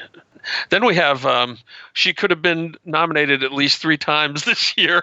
Yeah, that's true. Their second nominee. And third. And third nominee, right. We have Faith Demergue in Cult of the Cobra. And then in a separate nomination for this Island Earth, which we just waxed on about, which is pretty awesome.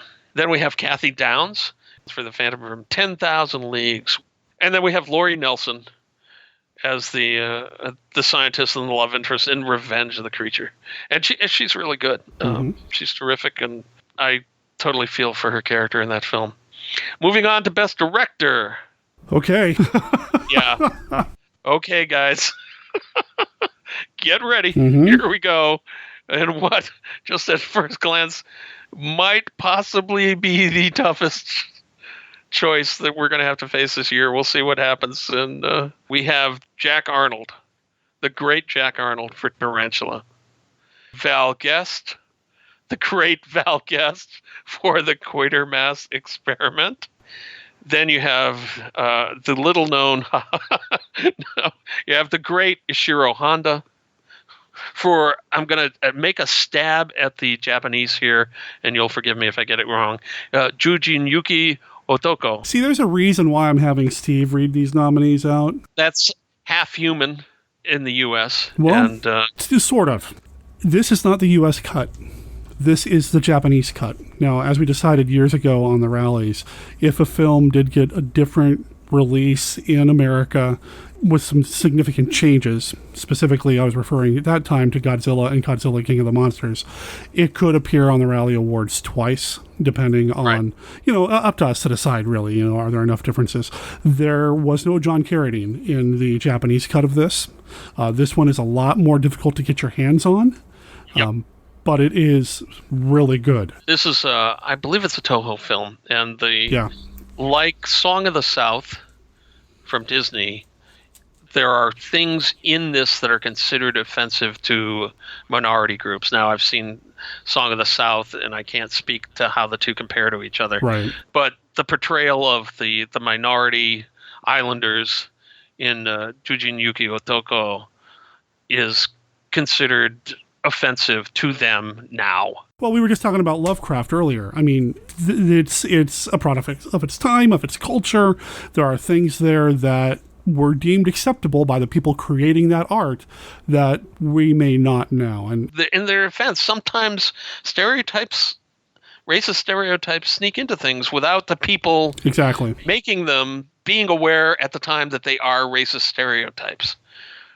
Anyway, Half Human, I hope one day we'll get to see it in an official release, but right now it's really hard to see. Yeah, I mean, for a while it was even considered lost, but it does pop up every once in a while in certain screenings in Japan, and there are ways to track it down if you know where to look. It's just probably not the most legal way to do it. Just going to say that. Anyway, moving on. Next nominee. Charles Laughton for directing Night of the Hunter. It's a shame he didn't direct more. Oh my God. This is the only picture he directed in his long career in Hollywood. It's brilliant. he never did another one. I don't know why. I guess maybe it didn't make enough money or something like that. But there is this one, and you owe it to yourself to see it. It's terrific. It's scary. It's got great performances in it. And there's some shots in it that I don't think I'll ever forget. Some images that are just, they're kind of almost Kurosawa perfect, if that means anything to you. It's like every shot in a Kurosawa film, if you freeze it and put it up on your wall, it would pass as a painting. And there are shots like that in Night of the Hunter. Yep. And Charles Laughton's responsible for that. Yep. Finally, we have Joseph M. Newman as Joseph Newman for the much lauded This Island Earth. Not really much more to add. So best movie, we have Cult of the Cobra, which I need to rewatch because I haven't seen that in a while. The Day the World Ended. It's a good little film with some really interesting performances. It's about the end of the world, obviously. It's It's a Corman film. Corman, Paul Blaisdell did the monster design. So Monster. So it's spiky and weird and creepy. And awesome. It's got some good performances in it, too. It does. Oh, Laurie Nelson's in it. Richard Denning's in it. Anyway, it's up for Best Movie, and you should check it out. Then we have Jujin Yuki Otoko, Half Human, which we just talked about extensively. And we have the even more extensively talked about This Island Earth. And then something that barely got mentioned except for Laurie Nelson. We have Revenge of the Creature, which is the second Creature picture. It's in 3D. It stars John Agar, as I recall. Did he get a nom here? I don't think he did. He did not. And it was directed by Jack Arnold, and he didn't get nominated for Best Director for that film either. Because they both did Tarantula. I love Revenge of the Creature. Don't get me, and please don't take away my Creature from the Black Lagoon fan card here, but I do feel like Tarantula is better directed and better acted. Really? I do. Because I love Revenge of the Creature. I do too. And I'll watch it. I will watch it over almost anything in this list any day of the week. I love it too. But you and I are Creature fanatics. We love it. Mm-hmm. So those are the best films. Best Monster, 1955. We have Lisa Moya, The Cult of the Cobra, who's the Snake Woman, as they're called. That's correct. Ready? Mm-hmm.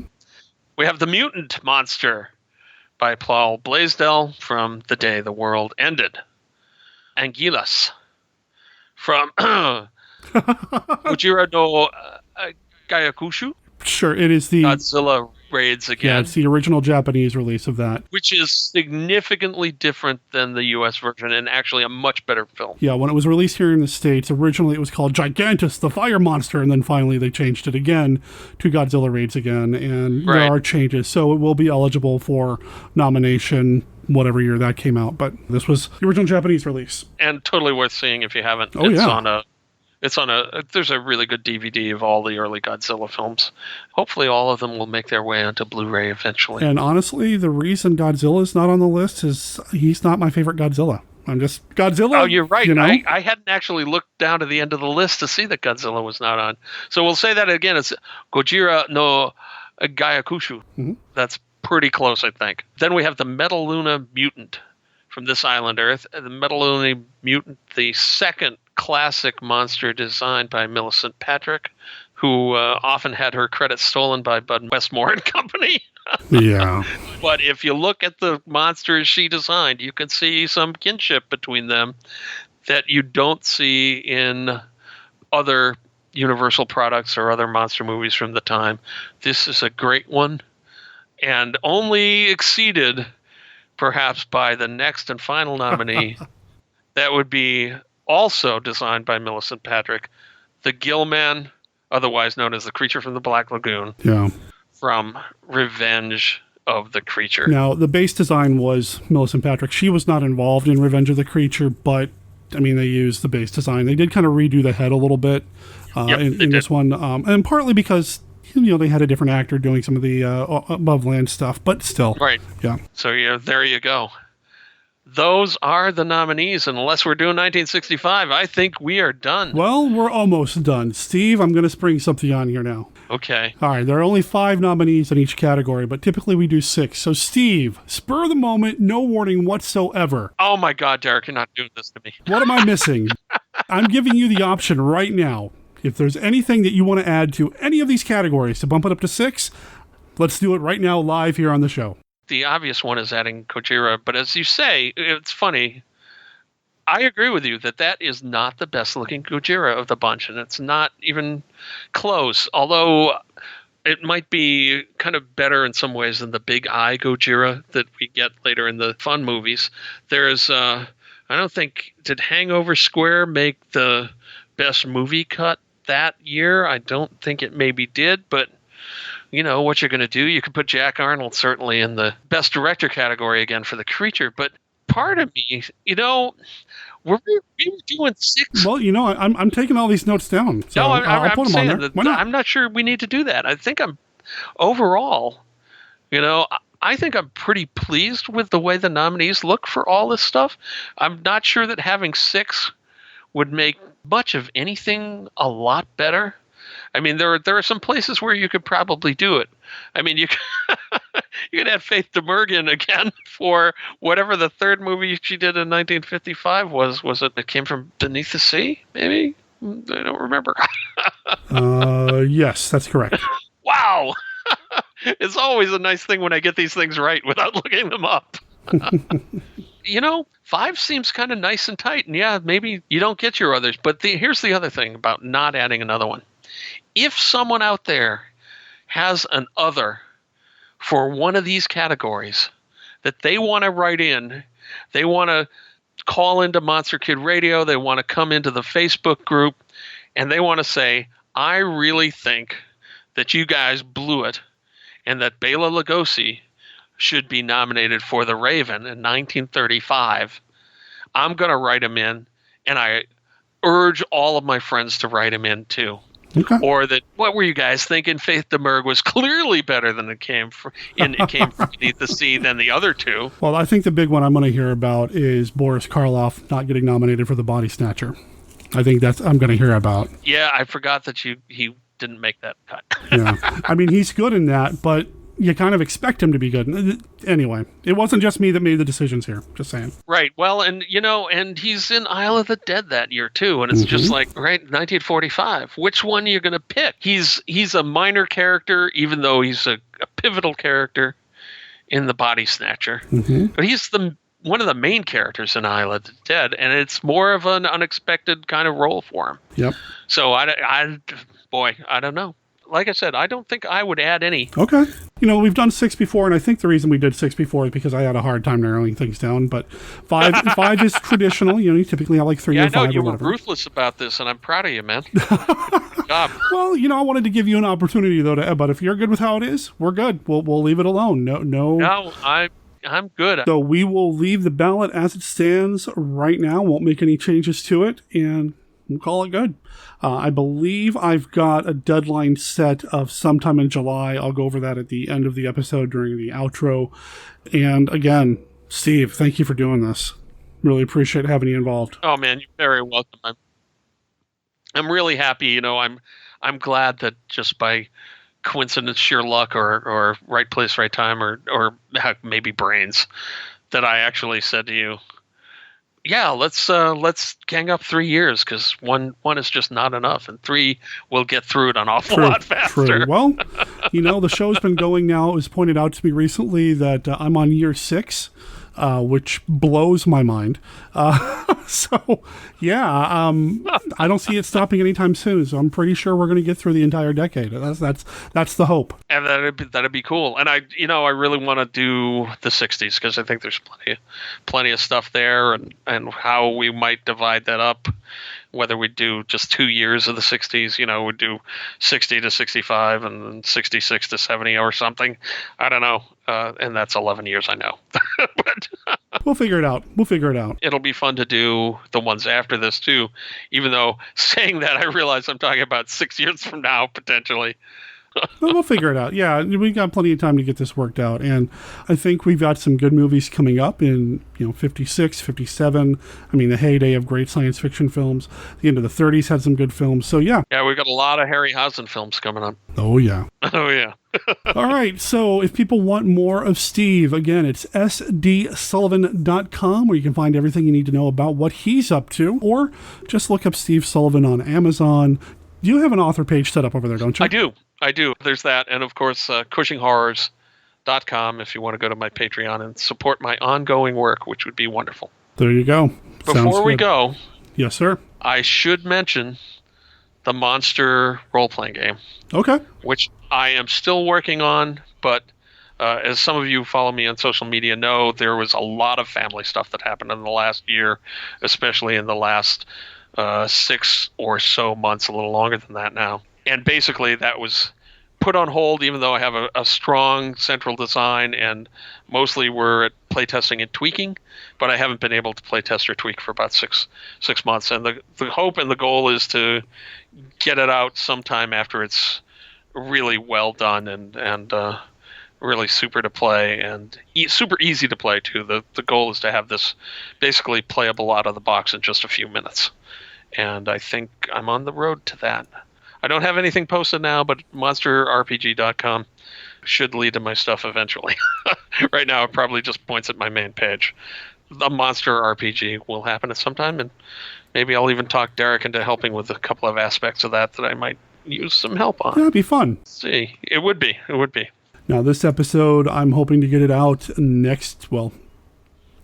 before the bash, which means if you want to see Steve in person and put a face to the voice that you hear in your head right now, come to Monster Bash. He's going to be there. Well, I'm going to be there too, but come meet Steve. Yeah, it's great to meet people. I was at Nexus last week, and there was someone that actually came up to me that knew me from Monster Kid Radio.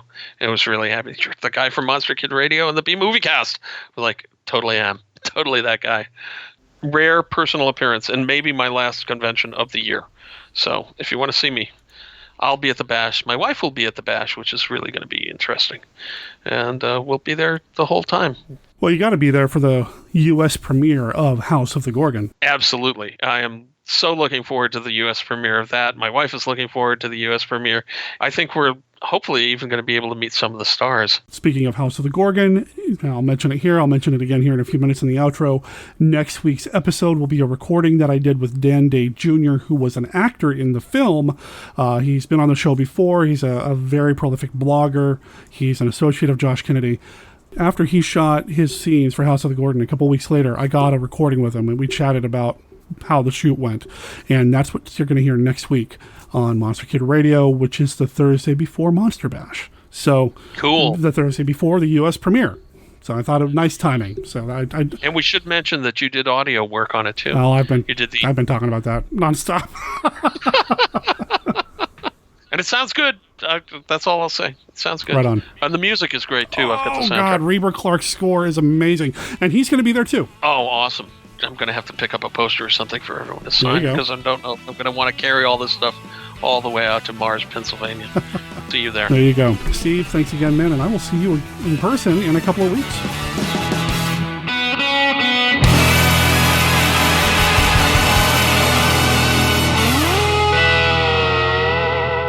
The Classic 5! To the bone in second, and now they're here, lusting for blood. Piranha, starring Bradford Dillman, Heather Menzies, and Kevin McCarthy, in a movie so terrifying you'll never swim in the water again. Piranha, they'll eat you alive. Piranha, Certificate X. Now showing Classic Oxford Street, Centre Cinema, and Scene Leicester Square. All over London from Sunday. I am vengeance. I am the knight. I am Batman. You need to take out the trash. I don't have time for that now. We have 2 podcasts I have to create a new promo for. What? Both JLU Cast and Supermates? Yes. JLU Cast, where you and I discussed the Justice League and Justice League Unlimited animated series from Bruce Timm and Company. And Supermates, our original show where we talk about all sorts of geeky stuff, including our annual House of Frankenstein series on classic horror films. Yeah. That's it. But how do we combine this into one promo? I have no idea, but it sounds like we're doing our original Supermates promo all over again. I kind of think we are, but hey, other folks kind of aped it, so it must have worked. Well, why don't you get to work taking out the trash and I'll finish up. Great. So join us, Cindy. And Chris. On JLU Cast and Supermates, both proudly part of the Fire and Water Podcast Network, found at fireandwaterpodcast.com and on iTunes.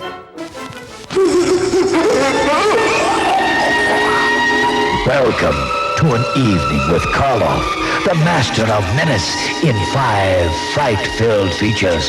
Watch breathlessly as the coffin opens to release the terror duck. It's only Edgar Allan Poe's The Raven.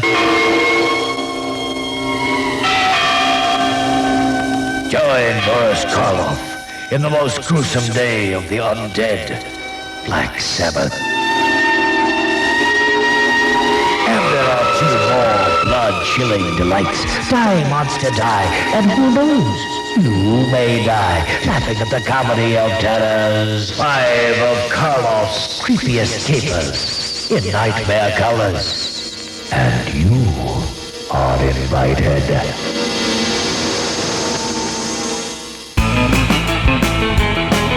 That brings us to the end of this episode of Monster Kid Radio. There's a lot. I hope you enjoyed all of it because I had a lot of fun going through it and listening to it and editing it and, well, creating the content. You know, I just love doing this show and having so many people involved. I mean, the 2 Steves this time around and Jerry and Kenny and Mark and just the people that did the people who did the segments. It's so much fun to put all of this material together. I don't mind staying up till like 3:30 in the morning, getting it done so I can get it out to you guys and gals to listen to. I am stoked about the Rally Awards this year.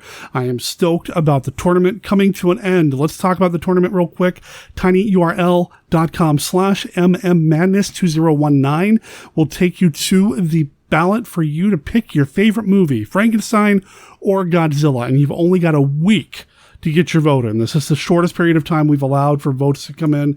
So get on it, get your friends on it, spread the word. I'm real eager to see who's going to take home the win in the championship.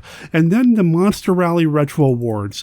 You can go to tinyurl.com/rallies2019 and that'll take you to the ballot there. And just to talk a little bit about the ballot, it is not required that you vote in every category. If you didn't see enough of the movies or don't feel like you can vote in a particular category, that's okay.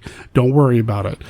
Every category does have the ability for you to write in other votes. You know, if something is not represented on the ballot and you want to make sure it gets counted, you can fill out the other. And then, like Steve Sullivan said, mention it on Facebook or on Twitter, get your friends to vote. You know, kind of feel free to do whatever you feel like you need to do to get your pick picked if it wasn't officially on the ballot. I had a lot of fun putting the ballot together. And as we've done in previous years, only 1 vote per person. And to ensure that, I'm asking for your name and your email address. I will do nothing with your email address unless you want me to. There is a place for you to check whether or not you'd like to be added to the Monster Kid Radio email list. That is also required. Just check yes or no. If you're already part of the list, check yes or no or whatever. If you put no, I'll take you off the list. There's really not a lot of activity going on with that list right now, but when I get back from Monster Bash, I do plan on ramping that up a little bit as well. The deadline for the Retro Award ballot, you've got a few weeks. July 11th, 2019. I just mentioned Monster Bash. By the time you guys and gals are hearing this, I am less than 7 days away from hitting Mars, Pennsylvania for the Monster Bash conference, the convention for monster kids. If you're going to be at the Monster Bash, look me up. I'm going to be right there, front and center. You won't be able to miss me because I'm the first table you're going to see. I'm right before registration. So please stop by, say hi, introduce yourself, shake my hand, give me a hug, whatever. I'd just love to meet everybody. If I've already met you before, I'd love to meet you again. I'd love to sit down and play a round of the Classic 5. I'm going to bring my deck. And if you listen to last year's coverage of Monster Bash, you know that I played the Classic 5 with pretty much everybody that took time to chat with me or sit down at the table at the Monster Bash. I am stoked, man. It's going to be a really good time. I'm really eager to see how House of the Gorgon plays to a crowd. I want to hear how it, sounds. I'm really looking forward to it. And I'm looking forward to hanging out with people. Again, I want to meet you. Look me up. I'm real hard to miss.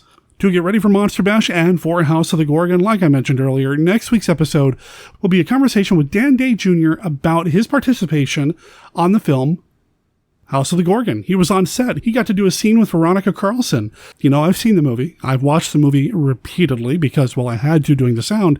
I never got bored watching the movie. And Dan did a really good job holding his own against this Hammer legend. So Dan's going to come on and he's going to talk with me a little bit about his experiences working on House of the Gorgon. And then, of course, next weekend at Monster Bash is the U.S. premiere. After that, I'm thinking I'll probably have some Monster Bash coverage for you, so stay tuned. I want to give a special thanks to the Hattori Hanzo Surf Experience for their song Kashyyyk Beach Party from their album Meanwhile in Mallorca. That's the song that I use to introduce the Rally Awards, the rallies. It is the quote-unquote official theme song of the Monster Rally Retro Awards, all because of my wife. She heard that song once and said it sounded like a Japanese game show, and I thought, game show? Awards? Prizes? Rallies. So every year you hear that. So big thanks to that band. And of course, big thanks to the band, the Phantom Dragsters, for letting us play their music here on the show as well. And they've got a couple of shows coming up at the Surfer Joe Festival, which is on June 22nd in Livorno, Italy. And then they're also going to be playing in Barcelona, Spain on September 21st at FestaSurf. If you're in the area, check them out. Give them a listen. I bet they sound even better live than they do on their album, which is pretty darn cool. The album is at Tiki Horror Island. Speaking of which, I'm itching to play that song again, so remember that Monster Kid Radio is a registered service mark of Monster Kid Radio LLC. All original content of Monster Kid Radio by Monster Kid Radio LLC is licensed under a Creative Commons Attribution, Non-Commercial, No Derivatives 3.0 unported license. Of course, that doesn't apply to the song Septic Eyes that belongs to the Phantom Dragsters from their album At Tiki Horror Island.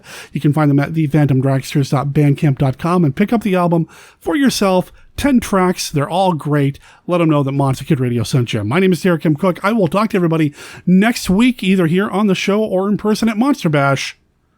Ciao.